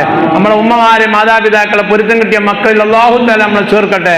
അള്ളാഹുവേ ഞങ്ങൾ ചെയ്യുന്ന നന്മ കൊണ്ട് അവരുടെ ഹസനാത്തിൻ്റെ തുലാസിൻ്റെ ഭാഗം നീ വർദ്ധിപ്പിക്കണേ തമ്പുരാനെ, ആമീൻ. ചിന്തിക്ക്. നാളെ ഞാനും ഇശാ നിക്കറ്റി പെരീക്ക് ചെല്ലുമ്പോൾ ഇന്നിൻ്റെ ചെറിയ കുട്ടി ഓൻ 8ാം ക്ലാസ് സ്കൂളാണ്, ഓൻ ചോറ് കഴിച്ചാതെ കടന്നുക്കും. അപ്പം എൻ്റെ അമ്മ അറിയും അങ്ങനത്തെ പണിയൊക്കെ അമ്മ എന്നെ ഏൽപ്പിക്കുക, എൻ്റെ ആളുടെ അവിടെ പോയി കിടക്കുന്ന അറിയും. അപ്പം ഞാൻ ആ കട്ടിൻ്റെ അടുത്ത് ഇങ്ങനെ പോയി നിൽക്കുമ്പോൾ ഓണ്ടാവും കമിഴ്ന്നിങ്ങനെ കിടക്കണം. കമിഴ്ന്ന് കിടക്കുകയാണെങ്കിൽ ഉറപ്പാണ് ഓൻ കള്ളത്തരത്തിൽ കടന്നാണ്. അതിന് വലിയ ഡോക്ടറേറ്റ് ഒന്നും നേടണ്ട, നമുക്കൊക്കെ തിരിയും, നമുക്ക് ക്ഷമ ഉണ്ടാണെന്നുള്ളൂ. അവിടെ കവുന്നിങ്ങനെ കിടക്കുന്നുണ്ടാവും. അപ്പം ഞാൻ അങ്ങനെ ചെന്നോൻ ആ കട്ടിൻ്റെ അടുത്ത് ഇങ്ങനെ പോയിട്ട് അവിടെ ഇങ്ങനെ ഇരിക്കും. ഓഹോ ഓൻ ഉറങ്ങിക്കണ്, എൻ്റെ കുട്ടി നല്ല ഉറക്കാം, ഓനഞ്ഞി ഉണർത്താൻ പറ്റൂല, ഓനഞ്ഞി ചോറൊക്കെ രാവിലെ വെച്ചോളും, ഓൻ നല്ല ഉറക്കാണ്. നല്ലോ ഉറങ്ങിയ കുട്ടി കൈ ഇങ്ങനെ ഇളക്കും എന്ന് പറഞ്ഞാൽ ആ സാധു കൈ ഇങ്ങനെ ഇളക്കും. നല്ല ഉറങ്ങിയ കുട്ടി കാല് പൊന്തിക്കും എന്ന് പറഞ്ഞാൽ ഈ സാധു കാല് പൊന്തിക്കും. അതോടുകൂടെ ഓന് റേഞ്ച് പോയി. എന്നിട്ട് പിന്നെ നമ്മളെന്ത് പറഞ്ഞാൽ മതി, അതാ റെഡിയാണ്, നമ്മളെ വണ്ടി ഇവിടുന്ന് സ്റ്റാർട്ടാക്കാണ്, അടുക്കളയ്ക്കുള്ള ബ്ലോക്കൊക്കെ തീർത്തോളി, റെഡി 1 2 3 എന്ന് പറഞ്ഞാൽ സാധു നീച്ചിട്ട് കണ്ടു. എൻ്റെ അനുഭവമാണ് ഞാൻ പറഞ്ഞത്. നിങ്ങൾക്കും പറ്റുമോ പണി. പക്ഷെ നമ്മളെ സിമ്മ് എങ്ങനെ ഏത് കമ്പനിയാണെന്ന് എന്നോട് പറയണം, അപ്പോഴത് പറ്റുള്ളൂ. എല്ലാ സിമ്മിനും ഇത് പറ്റൂല. ഓഫർ ഇല്ലാത്ത സിം ഇടരുത്. നമ്മൾ പറ്റും അത്ര ചെയ്യേണ്ടുള്ളൂ. കുട്ടികളുടെ രീതി വാശിയും അങ്ങനെ. ആ വാശി നേരെ മറിക്കാം അല്ലേ. ഉമ്മ കുളിച്ചാൻ വിളിച്ചാൽ കുട്ടികൾ കുളിച്ചാൻ പോകില്ല, ഭയങ്കര വാശീകരണം. പിന്നെ വാപ്പ എന്താ പണി? വാപ്പാന്റെ പകരം ഒന്നാണ് കൊടുക്കുക. ഞാൻ വാപ്പല്ലടാ, അത് ഉമ്മയാണ്, ഞാൻ വാപ്പയാണ്. ഇത് കുളിച്ചില്ലടാ, അന്നെ കുളിപ്പോൾ വേണം എനിക്കറിയാലോ. അന്നെ പോലത്തെ 10 ആളെ കുളിപ്പിച്ചതാണല്ലോ ഞാൻ. ഇവിടെ പോത്തിനെ കുളിക്കണം എനിക്കത്തെ അഞ്ച് എന്നിന്റെ നേരെ മറിച്ച് ആ കുട്ടിനെ നല്ല സ്വകാര്യത്ത് കുളിച്ച വാ ഉമ്മ കാണണ്ട, ഞാൻ ഇവിടെ ഇങ്ങനെ മറിഞ്ഞിക്ക, ഇജ്ജ് വല്ല കുളിപ്പരീക്കാണ് കയറിക്കോ, എന്നിട്ട് ഇജ്ജ് നനച്ചൂടെ, അപ്പൊ തന്നെ ഇപ്പൊ വരെ സോപ്പയൊക്കെ തന്നെ ആ സാധു വേണം പോകും. നിങ്ങൾ പറ്റുമെന്ന് പണി നോക്കി, നിങ്ങൾക്ക് പറ്റുമെങ്കിൽ നോക്കി, ഇല്ലെങ്കിൽ എൻ്റെ നമ്പറിൽ വിളിച്ച് ഞാൻ ഒന്ന് മനസ്സിലാക്കി തരാം. അതാണ് ഇതിൻ്റെ രീതി. നമ്മൾ തല്ലണ്ട. ഭക്ഷണം കഴിക്കുന്നത് പോലും ആ രീതിയിലാണ്. എല്ലാം നമ്മൾ ഭയപ്പെടുത്തി വാപ്പാനെ കുട്ടികൾക്ക് പേടിണ്ട് എന്ന് തോന്നിപ്പിക്കണം. വാപ്പിമ്മയായിട്ടാണ് കുട്ടികൾക്ക് വാപ്പാനുമാര് സ്നേഹമാണ് എന്ന് തോന്നിപ്പിക്കാൻ കഴിയണം മാത്രം. അതേ വേണ്ടുള്ളൂ, ഇത്രയേ ഉള്ളൂ. ചെറിയ വ്യത്യാസമേ ഉള്ളൂ. പക്ഷേ ഭാവി വളരെ ഗൗരവപരമായ രീതിയിലായിരിക്കും അങ്ങനെ പെരുമാറുക. ഞാൻ പറഞ്ഞപ്പോൾ 2 വയസ്സ് മുതൽ 5 വയസ്സുള്ള കുട്ടികളുടെ രക്ഷിതാക്കന്മാരൊക്കെ, പക്ഷേ ഈ പ്രായമാണ് മദ്രസക്ക് പറഞ്ഞേക്കണ പ്രായം. 1ാം ക്ലാസ്സിലെ കുട്ടികൾ വാപ്പാർ വരും. എന്നോട് 2 ആഴ്ച മുമ്പ് വന്നിട്ട് ഒരാൾ പറഞ്ഞു, ബഷീർ എന്നാണ് ആ കുട്ടീൻ്റെ പേര്. ഉസ്താദേ, അയാൾക്ക് സങ്കടം വരുന്നുണ്ട്, ദേഷ്യമുണ്ട്. എൻ്റെ കുട്ടീൻ്റെ മേത്ത് നോക്കാൻ നിങ്ങൾ അരൻ്റെ കീപ്പിട്ട് മുഴുവൻ അടിച്ച അടയാളുണ്ടാവും. ഞാൻ എല്ലാ ദിവസവും ഓനെ തല്ലും, രാവിലെയും കിട്ടും രാത്രിയും കിട്ടും. ഓൻ ഒറ്റ ദിവസം അടിയിട്ടാതെ ഓൻ നീച്ചലില്ല, ഇന്നും ഓൻ പല്ല് തേച്ചിട്ടില്ല. അത് ചോദിക്കണം നിങ്ങൾ. അതിൻ്റെ അർത്ഥം എന്താ? ഞാൻ ഓനെ പല്ലേപ്പിച്ചാനല്ല, മൂപ്പര് കൊടുത്തത് മതിയായിട്ടില്ല. ഇന്ന് ഞാൻ പല്ലേക്കാത്ത പോലെ ആരാന്ന് ചോദിച്ചിട്ട് എൻ്റെ വകയും കൂടി കൊടുക്കുക. ഇതാണ് മൂപ്പര് സങ്കടമുണ്ട്. എന്താ ചെയ്യാച്ചു? ഞാൻ പറഞ്ഞു സാരല്ല. കുട്ടീനെ ഞാൻ ക്ലാസ്സിൽ കയറ്റി ഇരുത്തി. പാപ്പാൻ്റെ ലെവൽ കണ്ടപ്പോൾ എനിക്ക് മനസ്സിലായി. കുട്ടി ഇങ്ങനെ മുഖത്തൊക്കെ നോക്കാൻ ഞാൻ ക്ലാസ്സിൽ ഇങ്ങനെ വന്നിരിക്കുമ്പോൾ ഇനി എന്താ ഇപ്പം ഇയാൾക്ക് എന്നോട് പറയാനുള്ളത്? ഞാൻ ഒന്നും മുണ്ടിയില്ല. ബഷീർ മോനെ അങ്ങനെ വിളിച്ചിന്, എല്ലാവരും വിളിക്കും പോലെ വിളിച്ചു. കുറേ കഴിഞ്ഞ ശേഷം അതൊക്കെ അവൻ്റെ മനസ്സിൽ നിന്ന് പോയതിനു ശേഷം ഞാൻ അവനെ മേശത്ത് കുറിച്ചിട്ട് പറഞ്ഞു, ഇത് സെൻറ്റ് കുപ്പിയാണ് ഉസ്താദിൻ്റെ, ഇത് കൊണ്ടേക്കോ, നാളെ രാവിലെ തന്നെ പൂശിയിട്ട് വരണം. ഇജ്ജ് വന്നിട്ട് ഇവിടെ ഇരുന്നാൽ ബാറുള്ള കുട്ടികളൊക്കെ വരുമ്പോൾ ഓൾക്ക് അന്നം മണക്കണം, അതിനൊക്കെ പറ്റുമോ? ആ പറ്റുന്നതാണ്. ആ സാധു പിറ്റേന്ന് രാവിലെ 2 മദ്രസക്കായിരുന്നു. രാവിലെ ഞാൻ ഓനെ തച്ചിക്കാണെങ്കിൽ ഓൻ ഈ വരവാണ് നിൽക്കുമ്പോൾ വിസ ക്യാൻസലാക്കും. പരിപാടിന്ന് കണ്ടറി എനിക്ക് ആ കഫീലിനെ പറ്റൂല എന്നേ പറയുള്ളൂ. ആ ചെന്നിക്ക് ഇന്നും ആ കുട്ടിനെ കാണുമ്പോൾ എനിക്ക് സന്തോഷമാണ്. ഇന്നും വരും. ഇവിടെ ഓനെ വാപ്പ എന്ന് പറഞ്ഞു, സമ്മതിച്ചു ഉസ്താദ് നിങ്ങളെ ഞാൻ. നമ്മൾ സമ്മതിക്കല്ല, നമ്മൾ ചെറിയ വാക്കുള്ളൂ. അത് നമ്മളെ മാർഗം എന്താ? ആ കുട്ടി വരണം, പഠിക്കണം. ആ കുട്ടി എനിക്കും ആ ഉമ്മാക്കും വാപ്പാക്കും ഉപകാരപ്പെടണം. ഇതാണ് രീതി. ഇത്രേ നമ്മളൊക്കെ ചെയ്യേണ്ടതുള്ളൂ. ആ ഒരവസ്ഥയെ പാടുള്ളൂ. ഞാൻ പറഞ്ഞ് ആ പ്രായം അതാണ്. 6 വയസ്സ് കഴിഞ്ഞാൽ ഏകദേശം 11 വയസ്സ് 12 വയസ്സ് വരെ കുട്ടികളെ സ്വഭാവ രൂപീകരണ സമയം. അവരുടെ സംസ്കാരം എന്താകണം, ആദ്യം എങ്ങനെ ആകണം എന്ന് അവർ സ്വയം ചിന്തിക്കേണ്ടപ്പോൾ അതാണ്. ഓരങ്ങനെ ആരാകണം എന്നൊക്കെ ചിന്തിക്കണം. ആ രീതിയിലാണ്. ആ പ്രായവും നമ്മൾ പ്രത്യേകം പരിഗണിക്കണം. ആ സമയത്ത് വേണ്ടത് അവരിൽ പലതും ഉണ്ടാകും. അതിൽ നല്ലത് മാത്രം നിലനിർത്താനും അല്ലാത്തവ യുക്തി ഉപയോഗിച്ച് ഒഴിവാക്കാനും ശ്രമിക്കണം. നമ്മുടെ കുട്ടികളൊക്കെ ലഹരി ഉപയോഗിക്കുന്നതിൽ മുൻപന്തിയിലാണെന്ന് നമ്മൾ പറഞ്ഞ് പേടിപ്പിക്കുക മാത്രമല്ല, അനുഭവങ്ങളാണ്. ആൺകുട്ടികളെ തോൽപ്പിക്കുന്ന പെൺകുട്ടികളാണെന്ന് നാട്ടിലുള്ളത് നമ്മൾ ചിന്തിക്കേണ്ടത്. എല്ലാ വിഷയത്തിലും അങ്ങനെ തന്നെ. അപ്പൊ ഈ സമയം അതാ, ഈ പ്രായം അതാ. 6 വയസ്സ് മുതൽ ഏകദേശം 11-12 വയസ്സ് വരെയുള്ള കുട്ടികളെ ആ രീതിയിലാണ് അവർക്ക് ആവശ്യമായത് നിലനിർത്താൻ, അല്ലാത്തവ ഒഴിവാക്കാൻ. അതുകൊണ്ടാണ് 7 വയസ്സായാൽ നിസ്കരിക്കാൻ കൽപ്പിക്കണം എന്ന് പറയാൻ കാരണം ആ പ്രായമാണ്. ഓരോ സംസ്കാരം ഉണ്ടാക്കി, ഓരോ സ്വഭാവം, ഓരോ ജീവിതത്തിന്റെ രീതിയൊക്കെ ഒരു സ്വയത്തമാക്കേണ്ടതാണ്. അതുകൊണ്ടാണ് പുണ്യ നബി സല്ലല്ലാഹു അലൈഹി വസല്ലമ തങ്ങൾ ഇബാദത്തിന് ആ കാലം തിരഞ്ഞെടുത്തിട്ടുള്ളതെന്നാണ് പറയുന്നത്. ആ ഒരു രീതി ആണ് ഞാൻ ചുരുക്കി പറയണത്. നിങ്ങൾക്ക് സമയം എടുക്കും. നിങ്ങൾ വാച്ചൊക്കെ നോക്കി തുടങ്ങിക്കണമെന്ന് എനിക്ക് മനസ്സിലായി. വാച്ചൊക്കെ നോക്കിൻ്റെ മുഖത്ത് നോക്കി എനിക്കറിയാം നിർത്താനുള്ള പരിപാടിയാണ്. അത്ര പൊട്ടനല്ലാത്തതുകൊണ്ടേ. അപ്പൊ അതുകൊണ്ട് ഞാൻ പറഞ്ഞെന്താ വെച്ചാല്, നമ്മൾ ചിന്തിക്കേണ്ടത് ആ പ്രായം നമ്മുടെ കുട്ടികൾക്കൊക്കെ ഉണ്ട്. ആ പ്രായത്തിലുള്ള മക്കളെയും പേരക്കുട്ടികളെയും അവരുടെ സ്വഭാവ രൂപീകരണത്തിന് ആവശ്യമായത് നമ്മൾ കണ്ടെത്തി അവരാ വഴിക്ക് നല്ല മാർഗത്തിലൂടെയാണ് വളർത്തുന്നത്. ദേഷ്യപ്പെടുന്ന സമയമല്ലപ്പോ, വാശി പിടിക്കേണ്ട സമയമല്ലപ്പോ. ഓല വാശിക്കനുസരിച്ച് അമ്മക്ക് വാശിയായ നമ്മൾ ഓളും തമ്മിൽ തെറ്റുകയെന്നല്ലാതെ ഒരിക്കലും നന്നാവുകയില്ല. അതുകൊണ്ട് ഈ ഇടക്കിടക്കൊക്കെ അവരുടെ സോപ്പിങ് വേണം, പ്രതീക്ഷ വേണം. അതൊക്കെ എനിക്കെൻ്റെ അനുഭവമുണ്ട്. എൻ്റെ ഒരു കുട്ടിയുണ്ട്, ഇപ്പോൾ ഫൈലിയ. ഓൻ ഓതാൻ പോണ കാലത്ത് 100 ചില്ലാണം കുട്ടികളുടെ ആലത്തൂർ പടി ദർശനം ഓനെ പഠിക്കണം. ഓനോട് ഒരിക്കൽ വന്നിട്ട് പറഞ്ഞു, ഇപ്പം എനിക്കൊരു പെട്ടി വാങ്ങി തരാൻ തന്നു. ഒരു സൂട്ട് കേസ്. നമ്മളെ നാട്ടിൽ നമ്മൾ ദർശക്ക് പോകുമ്പോൾ ഞാൻ കടലാസും പെട്ടിയെ കൊണ്ടുപോയി ഇരുമ്പും പെട്ടിയെ കൊണ്ടുപോയിരുന്നു ഓനെ പറഞ്ഞു. അങ്ങനെ ചില വാപ്പാരുണ്ട്, ഞാനൊക്കെ പഠിച്ച കാലത്ത് അങ്ങനെയായിരുന്നു. അതൊക്കെ പറയാം, അതൊക്കെ വേറെ രീതിയിലേ പറയാൻ പാടുള്ളൂ. ഞാൻ പറഞ്ഞു ആയിക്കോട്ടെ പോകാറുണ്ട്. വെള്ളിയാഴ്ച രാവിലെ ഞാൻ ഓനും മഞ്ചേരിക്ക് പോയി. മഞ്ചേരി കുറേ കടണ്ട്, അവിടുന്ന് വാങ്ങാണ്. വലിയ പ്രതീക്ഷയുടെ ഒപ്പം പോന്നു. അങ്ങനെ പോന്ന് ഒരു കടയിൽ ചെന്നിട്ട് ഞാൻ പറഞ്ഞു എൻ്റെ കുട്ടിക്ക് ഒരു ബാഗ് വേണം, നിങ്ങളടുത്ത് ഉണ്ടോ പറഞ്ഞു. അപ്പൊ മൂപ്പരിങ്ങനെ ബാഗ് നോക്കിയിട്ട് ഇങ്ങനെ തന്നു. ഞാൻ ബാഗ് തരുമ്പോഴൊക്കെ കച്ചവടക്കാരൻ്റെ മുഖത്തേക്കല്ല നോക്കണേ. ആരെ മുഖത്ത് നോക്കണേ? അമ്മേൻ്റെ മുഖത്ത് ഇങ്ങനെ നോക്കി. അതിപ്പോൾ നിങ്ങൾക്കൊക്കെ തിരിയും, വാറ് തിരിയാന്നൊന്നുമില്ല. നോക്കുമ്പോൾ എന്തായി, ഓനാ മനസ്സില്ല. അപ്പം ഞാൻ പറഞ്ഞു ഇങ്ങനത്തെ ബാഗല്ല, ഓന് ഡ്രസ്സൊക്കെ ഇടാൻ. ഇത് പൈസ കിട്ടാക്കാൻ പറ്റുന്ന ആളാണ്. അപ്പോൾ മറ്റേ ചെറിയ സൂട്ട് കേസ് 4 ഒക്കെ ചെറുതാ. ഓന് തുണിയും കുപ്പായും സാധനം ഇട്ട് കൊണ്ടുപോകാൻ പള്ളിക്ക് ഓതാൻ പോകുന്ന ആളാണ്. അതിനെത്ര വില വെച്ചു? അതിന് 800 റുപ്യാണ് പറഞ്ഞു. അപ്പം ഞാൻ പറഞ്ഞു അത് ഓനെ ഉപയോഗത്തിന് പറ്റില്ല, ഇത് പറ്റില്ല. ഓനെ മനസ്സിലപ്പോൾ ഉണ്ടാവും. നെജ്ജനെ പറഞ്ഞാൽ വേണ്ട, ഓൻ പറഞ്ഞത് വേണ്ട, ഓനോട് തന്നെയാണ് പറയിപ്പിച്ചു. വേറെ കടയിൽ പോയി. അവിടെ ഇപ്പോൾ 1200-ന്റെ വലിയൊരു ബോക്സ് ഉണ്ട്, VIP ആളൊക്കെ കൊണ്ടുപോകുന്ന രീതിയിൽ. ഇതിപ്പോഴൊന്നല്ല, ഞാൻ പറഞ്ഞപ്പോൾ ഒരു 10 കൊല്ലത്ത് മുമ്പുള്ള അവസ്ഥയാണ്. VIP ആളെ കൊണ്ടുപോകണം 1200 റുപ്യാണെന്ന് പറഞ്ഞു. അങ്ങനെ ഞാനെന്തായി അത് വാങ്ങണമെന്നൊക്കെ ഇങ്ങനെ നോക്കുമ്പോൾ ഓന് കിട്ടിയ തിരക്കിടില്ല എന്നുണ്ട്. അപ്പൊ ഞാൻ ചോദിച്ചു ഇങ്ങനെയൊക്കെയാണ് ഓന് ഡ്രസ്സ് കൊണ്ടുപോകാനാണ്. ഞാൻ പറഞ്ഞു 130 കുട്ടികളുണ്ട് ഓൻ്റെ പള്ളിക്ക്. ആ കുട്ടികൾ ഓരോരോ വട്ടം ഷിബ് തുറക്കും അടക്കും ചെയ്ത ആ പെട്ടിന്റെ കഥയാണ് കഴിയും. ദർശനം ജീവിതം എനിക്കറിയാം, ഞാൻ ഓതിയ ആളാണ്. മനസ്സിലായോ? അപ്പൊ ഞാനത് പറഞ്ഞു. അപ്പോൾ ഓൻ പറഞ്ഞു ഇത് വലിപ്പം പോരാ, ഇതിന്റെ പുറത്തൊരാറും കൂടി ഉണ്ടായാൽ പേനക്കടാറും. കഴിച്ചിലായി ഞാൻ അവിടുന്ന് പോന്നു. അങ്ങനെ ഞാൻ എല്ലാ കടയും നോക്കി. അങ്ങനെ ഒരു 450 റുപ്യേന്റെ വിലയുള്ള ഒരു ബാഗാണ് ഞാൻ ഓന് കണ്ടെത്തിയത്. പക്ഷെ ഓൻ അതിനൊന്നും താല്പര്യമില്ല. ഞാൻ ഓൻ്റെ പറഞ്ഞു ബസ് ഇറങ്ങിയപ്പോൾ ഞാൻ പറഞ്ഞു വാ ഉപ്പാൻ്റെ കുട്ടിക്ക് ഇവിടെ ഒന്നും പറ്റിയില്ലെങ്കിൽ ഇതിലാറെ കച്ചവടമുള്ള കോട്ടക്കൽ, നമുക്ക് അടുത്ത ആഴ്ച കോട്ടയ്ക്ക് പോവാം, അല്ലെങ്കിൽ നാളെ രാവിലെ തന്നെ നമുക്ക് പോവാം, ഞാൻ അവിടുന്ന് വാങ്ങിത്തരുന്നുണ്ട്. ഓന് വലിയ പ്രതീക്ഷ. പാപ്പ വാങ്ങി തരൂല എന്ന് പറഞ്ഞിട്ടില്ല. ഓനെ ബസ്സിന് കാശും കൊടുത്ത് മഞ്ചേരി നിന്റെ നാട്ടിലേക്ക് ബസ് കയറ്റി വിട്ടു. ഞാൻ വേറെ സ്ഥലത്തേക്ക് പോവാം. ഓൻ ബസ് കയറിയിട്ട് ഞാൻ എൻ്റെ ഭാര്യയ്ക്ക് വെച്ചിട്ടാണ്. ഓക്കെ, ഓനിപ്പോൾ നമ്മൾ കാണിച്ചു കൊടുത്ത ബോക്സ് ഒന്നും പറ്റിയിട്ടില്ല. ഓൻ കയറ്റിയ സൂട്ട് കേസ് ഒന്നുമല്ല. ഓൻ വല്ല കുഞ്ഞാലിക്കുട്ടിൻ്റെയും P. അബ്ദുൽ വഹാബിൻ്റെ ഒക്കെ ഒപ്പം പോകാനുള്ള പരിപാടിക്കനുസരിച്ചാണ് പോകാൻ ബാഗ് പറഞ്ഞിരിക്കുന്നത് എന്നോട്. അങ്ങനെ തന്നെ ഞാൻ പറഞ്ഞത്. അതുകൊണ്ട് ഇത് പറഞ്ഞ് ശരിയാക്കി കളാറും. ശരിയാക്കി കളാന്ന് പറഞ്ഞതിൻ്റെ അർത്ഥം എന്താ?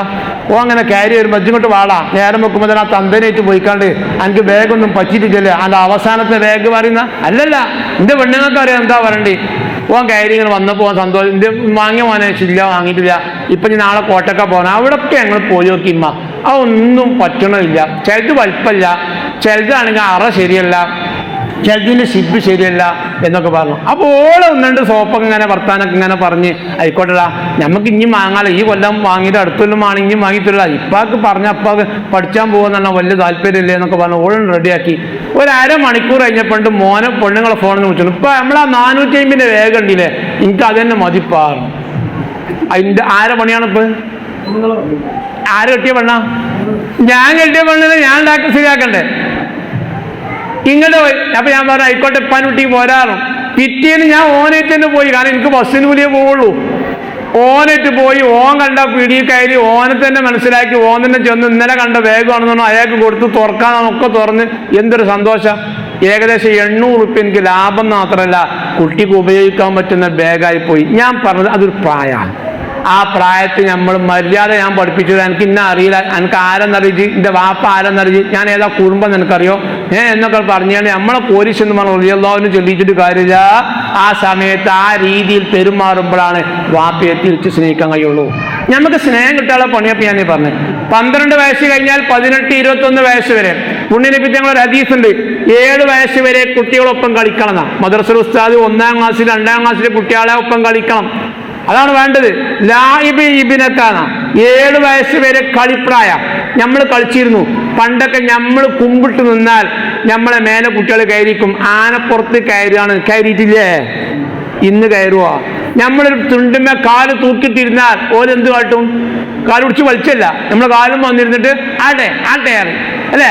നമ്മളിങ്ങനെ ഇന്നും കാട്ടും. നമ്മളെ സിം റെഡിയാണെങ്കിൽ അതാണ് കളിക്കണം എന്നറിയാം. 7 വയസ്സ് വരെ ആ പ്രായ. ഒരു കുട്ടിക്ക് പന്ത് കളിക്കാൻ ഉമ്മാനെ വിളിക്കും, അകത്ത് കളിച്ച ഉമ്മാനെ വിളിച്ചും, ഉമ്മമ്മാനെ വിളിച്ചും, ഇപ്പാനെ വിളിച്ചും, ഇപ്പപ്പാനെ വിളിച്ചും, പേരിപ്പ കളിച്ച പോയിക്കടന്ന് എൻ്റെ പിരാന്ത്. എനിക്ക് 60 വയസ്സായി, ഞാൻ പണ്ടപ്പം കളിച്ചിട്ട് പിരാന്ത് തെറ്റുണ്ടോ? അല്ല, പിരാന്ത് കുട്ടിക്കല്ലേ, അമ്മക്കാ പിരാന്ത്. ആ കുട്ടിയോടൊപ്പം കളിക്കണം. കാരണം ഓന് ഏറ്റവും ഇഷ്ടപ്പെട്ടവരെയാണ് ഓൻ കളിക്കാൻ വിളിച്ചോളൂ എന്നാ. അപ്പൊ നമ്മൾ കളിക്കണം. ഒരു പന്ത് അങ്ങോട്ടും ഇങ്ങോട്ടും തട്ടി ഇനി ബാക്കി നാളെ എന്ന് പറഞ്ഞോളി, ആയിക്കോട്ടെ, എന്നാലും വേണ്ടില്ല, കളിക്കണം. ഓന്റെ സ്നേഹം നമുക്ക് ഭാവിയിൽ തരാനുള്ള ഒരു വഴിയാണ് ആ പറഞ്ഞത്. അതാണ് പുണ്യ നബി തങ്ങൾ പറഞ്ഞത്. അദ്യബീബ് 7 വയസ്സ് കഴിഞ്ഞാൽ പിന്നത്തെ 14 വയസ്സ് വരെ ഓനെ സംസ്കാരം പഠിപ്പിക്കേണ്ടതാ. സാഹിബീബിനൊക്കെ സബുയൻ 7ഉം 14ഉം കഴിഞ്ഞാൽ 21 വരെ കൂട്ടുകാരനാക്കണം എന്നാണ്. ഇവിടെയാണ് നമ്മൾ പരാജയപ്പെട്ടു. അതാണ് കുട്ടികൾ ലഹരിക്കൊക്കെ പോകണ പ്രധാന കാരണം. 14 വയസ്സ് കഴിഞ്ഞ കുട്ടി 21 വയസ്സ് വരെ പുണ്യനബി തങ്ങൾ പറഞ്ഞത് നിന്റെ ചങ്ങായിയാണ്. നമ്മളെ പെരീക്ക് നമ്മൾ സിറ്റ് ഔട്ടിനാണ് ചെല്ലുമ്പോൾ നമ്മളെ മകനോട് ഇരിക്കുന്നുണ്ട്, പെണ്ണുങ്ങളോട് ഇരിക്കുന്നുണ്ട്. നമ്മളെ ഒച്ച കേട്ടപ്പോൾ പെണ്ണുങ്ങൾ നീച്ച് നിന്നു. നമ്മളെ 15 വയസ്സായ ചെക്കൻ ആ ഇരുത്ത് അവിടെ ഇരിക്കുകയാണ്. നീച്ച തന്നെ ഇല്ല. നമുക്ക് ദേഷ്യം പിടിക്കും. പക്ഷെ നമ്മളെ ചെങ്ങായിയാണ് ഓന്, എൻ്റെ ചെങ്ങായിയാണ് ഓന് എന്ന് കരുതിക്കോളി, നിൽക്കണ്ട. ഇനി ബഹുമാനം പഠിപ്പിക്കേണ്ടതാരാ? മദ്രസ ഉസ്താദല്ല, ഉമ്മേനെ പഠിപ്പിക്കേണ്ടത്. നമ്മൾ പുറത്തേക്ക് പോയി സാധനമൊക്കെ വാങ്ങി മീനും പൂളൊക്കെ വാങ്ങിയിട്ട് പെരീക്ക് ഇങ്ങനെ വരിക. 8 മണിയാകുമ്പോൾ പോയിട്ട് 9:30 പണിയായപ്പോഴാണ് വരുന്നത്. ആ 9:30 മണിയായപ്പോൾ കുട്ടികൾ ജനാലിൻ്റെ കൂടെ ഇപ്പാനെ കണ്ട അമ്മ അപ്പ വരുന്നുണ്ട്, മീനേറ്റ് വരുന്നുണ്ട് എന്നറിയും. ഒന്നോട്ടെ എന്താ ആ വാലം തുറന്നു നിർത്താം. കുട്ടികളത് വാല തുറന്നു, അമ്മ മീൻ വാങ്ങിക്കണേ, മാന്തളുണ്ട്, മത്തിയുണ്ട്, ആയിക്കോട്ടെ. ആ വാങ്ങിയാൽ പിടിച്ചുകൊണ്ട് വെച്ചാൽ മൂപ്പത്തിയേർക്ക് പണി എന്താ? സുപ്രഭാത പേപ്പർ വായിച്ച നല്ല പേപ്പറിന്, സമസ്തന്റെ പേപ്പറില്ല, കുഴപ്പമൊന്നുമില്ല, വായിച്ചോട്ടെ. പക്ഷെ അതല്ല ചെയ്യേണ്ടത്. ആ പെണ്ണുങ്ങൾ നമ്മൾ കയറി വരുന്ന ഭർത്താവ് വരുമ്പോൾ കുട്ടികൾക്ക് വാപ്പയാണ്. ഭാര്യയും ഭർത്താവ് ഒറ്റക്കാണ്, ഈ വിഷയമല്ല. ഭാര്യ ഉമ്മമാരെ ശ്രദ്ധിക്കണം. വാപ്പാര് അങ്ങനെ വരുമ്പോൾ കുട്ടിൻ്റെ വാപ്പേ വെല്ലിപ്പേ വരുമ്പോൾ ഓല് വരുന്നുണ്ട് എന്ന് പറഞ്ഞാൽ നിൽക്കണം, എഴുന്നേറ്റ് നിൽക്കണം. നിൽക്കാൻ പറ്റുമെങ്കിൽ നിന്നിട്ട് ആ സാധനം വാങ്ങിയിട്ട് സ്നേഹം കാണിക്കണം. എന്നാൽ അടുത്ത ദിവസം പീടിയിൽ നിന്ന് സാധനം കൊണ്ടുവരുമ്പോൾ ആരാ വാങ്ങാം? ഈ കുട്ടി വാങ്ങും. ആരെ പഠിപ്പിച്ചത്? വാപ്പാന്റെ കയ്യിൽ നിന്ന് വാങ്ങി സ്വീകരിക്കേണ്ടവരാണ് നമ്മൾ എന്ന ബോധം നൽകുന്ന ഉമ്മയാണ്. അവിടെ ഞാൻ പറഞ്ഞത് നമ്മുടെ സംസ്കാരം നമ്മളാ പഠിപ്പിക്കേണ്ടത്, വേറെ ആളെ കൊണ്ട് വേണ്ടല്ല. ഇവൻ അതുമില്ലാത്ത ചേരാണ്, മദ്രസയിൽ 7ാം ക്ലാസ്സിലാണ് ഉള്ളൂ, എത്രയൊക്കെ പഠിച്ചിട്ടും നമുക്കല്ല. അതൊന്നും നമ്മൾ പഠിപ്പിക്കണ്ട.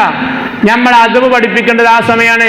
17 വയസ്സ്, 20 വയസ്സ്, 21 വയസ്സുള്ള കുട്ടികൾ 14 വയസ്സ് കഴിഞ്ഞാൽ മുഴുവനും നമ്മുടെ കൂട്ടുകാരനാണെന്ന് പറഞ്ഞാൽ ചങ്ങാതിയാണ്. ഒരു ചങ്ങായിനോട് വർത്താനം പറയാൻ പറ്റും പോലൊക്കെ മക്കളോട് പറഞ്ഞു. എന്താ ഇപ്പം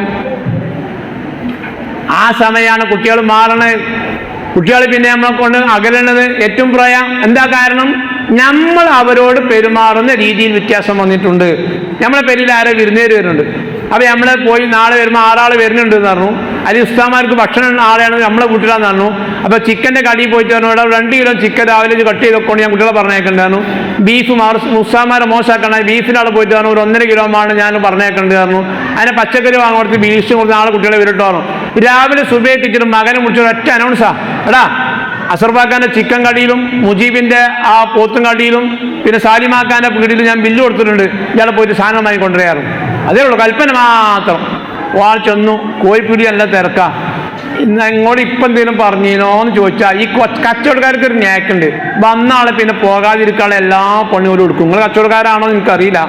അപ്പം ഇപ്പം വെട്ടിനുണ്ടാവും, ആരങ്ങനെ കൊടുക്കുന്നുണ്ടാവും. അപ്പോൾ ഓനോട് ആരോ ചോദിച്ചു, എന്താണ് പെരിയിൽ പരിപാടി? അപ്പം ഉണ്ടാതെക്കുക. അപ്പോൾ ഓനോട് മറ്റോളെന്താ പറയാ, അല്ലെങ്കിൽ ഓൻ്റെ അടുത്ത പരിപാടി ഒന്നും ഓൻ അറിയില്ല, ഓനടുത്തൊരു പണിക്കാരനാ എന്ന് പറഞ്ഞാൽ നമ്മളെ മകന് ക്ഷീണുണ്ട്.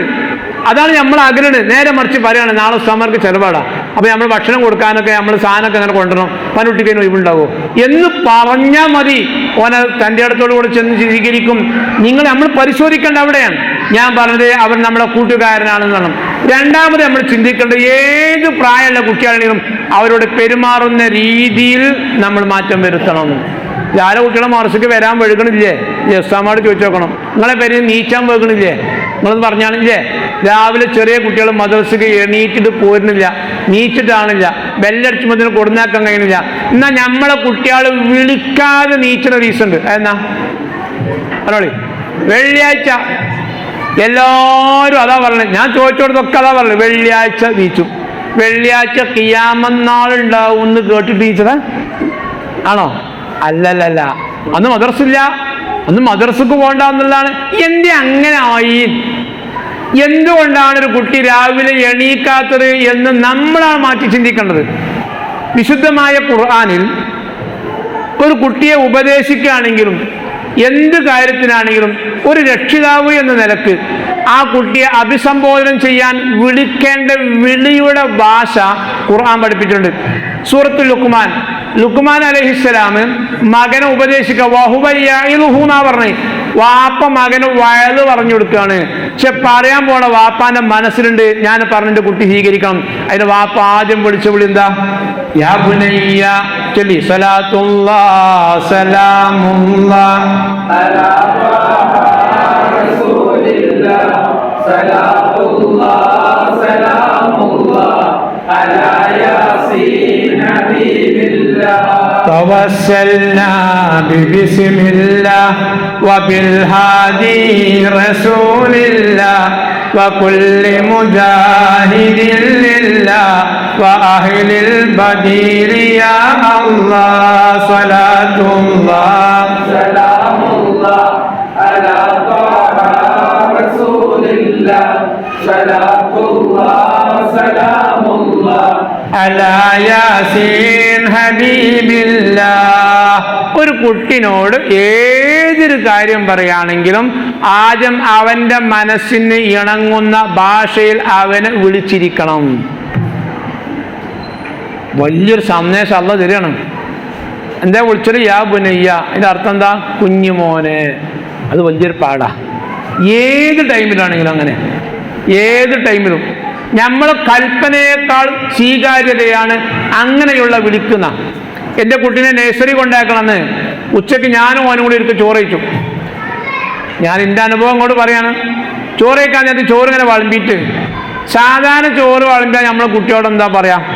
ഫുള്ള് വെച്ചോണ്ടി മര്യാദക്ക് എൻ്റെ അമ്മാനൊപ്പം വെച്ചാൽ മതിയാവില്ല, വാപ്പാനൊപ്പം വെച്ചാൽ വാപ്പാൻ്റെ ശരിക്കുള്ള സ്വഭാവം എനിക്കാണ് മനസ്സിലാവും. അങ്ങനെയൊക്കെ നമ്മൾ പറയേണ്ടതും പറയലും അങ്ങനെ തന്നെ.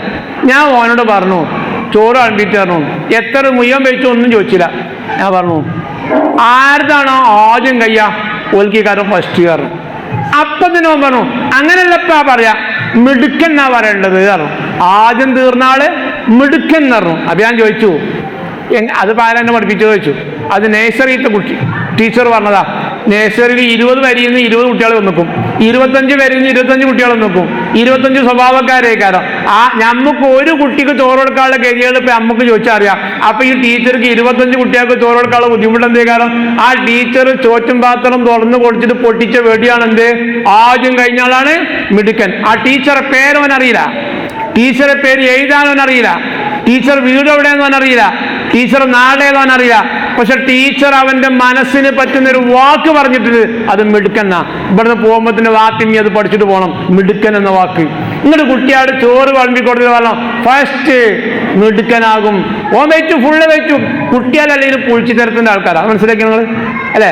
പുളിച്ചിത്തരം എന്നാ എൻ്റെ നാട്ടിൽ പറയാം, നിങ്ങളെ നാട്ടിൽ എന്താ പറയല്ല എന്ന് പറഞ്ഞാൽ നമ്മൾ ഓനെ കയറ്റിയാ കയറും. ഇല്ലേ? നമ്മൾ മിറ്റത്ത് വർത്താനം പറഞ്ഞു നോക്കുമ്പോ പറയണേ, ആ എൻ്റെ വാപ്പുണ്ടല്ലോ ഓൻ ഈ കൗങ്ങുമ്പോ തളപ്പ് ചെയ്യാതെ കയറുന്ന പറഞ്ഞാൽ സൗദ് കയറി വെക്കൂലേ? ഇല്ലേ? എന്താന്നൊരു മടി നേരം വെക്കിയോ? കയറൂലേ? അതന്നെ നമ്മൾ കൂട്ടത്തിരുന്ന് ഭക്ഷണം കഴിക്കണ നേരത്തെ ഓനെ ഇരുത്തി, നമ്മൾ ഇത്തിരി പറയാണ് എൻ്റെ വാപ്പുവാണ്, നല്ല കുട്ടിയാണ് ഓന്, ഓൻ ചോറൊക്കെ ഫുള്ള് വെച്ച് തുടച്ച് വൃത്തിയാക്കിയിട്ട് ഓൻ പോവും. അങ്ങനത്തെ ആളാണ് ഓന്. നിലത്തൊന്നും കളയാണ്. ആ സാധു ആ സർട്ടിഫിക്കറ്റ് കൊണ്ട് ഓന് വേണ്ടെങ്കിലും അത് മുഴുവൻ വെള്ളം കുടിച്ച് തിന്ന് തീർത്തിട്ട് അപ്പുറം പോയി ഛർദ്ദിച്ചാലും വേണ്ടില്ല, അത് ഫുള്ള് തിന്നു. ഇല്ലെന്ന് പരിശോധിക്കുക. ഗൗരവത്തിന്റെ രീതിയിലല്ല അഭിസംബോധന ചെയ്യേണ്ടത്, സന്തോഷത്തിന്റെ രീതിയിലാണ് ചെയ്യേണ്ടത് എന്ന് ഞാൻ പറഞ്ഞു. യാ ബുനയ്യ എന്നാണ് കുഞ്ഞുമോനെ.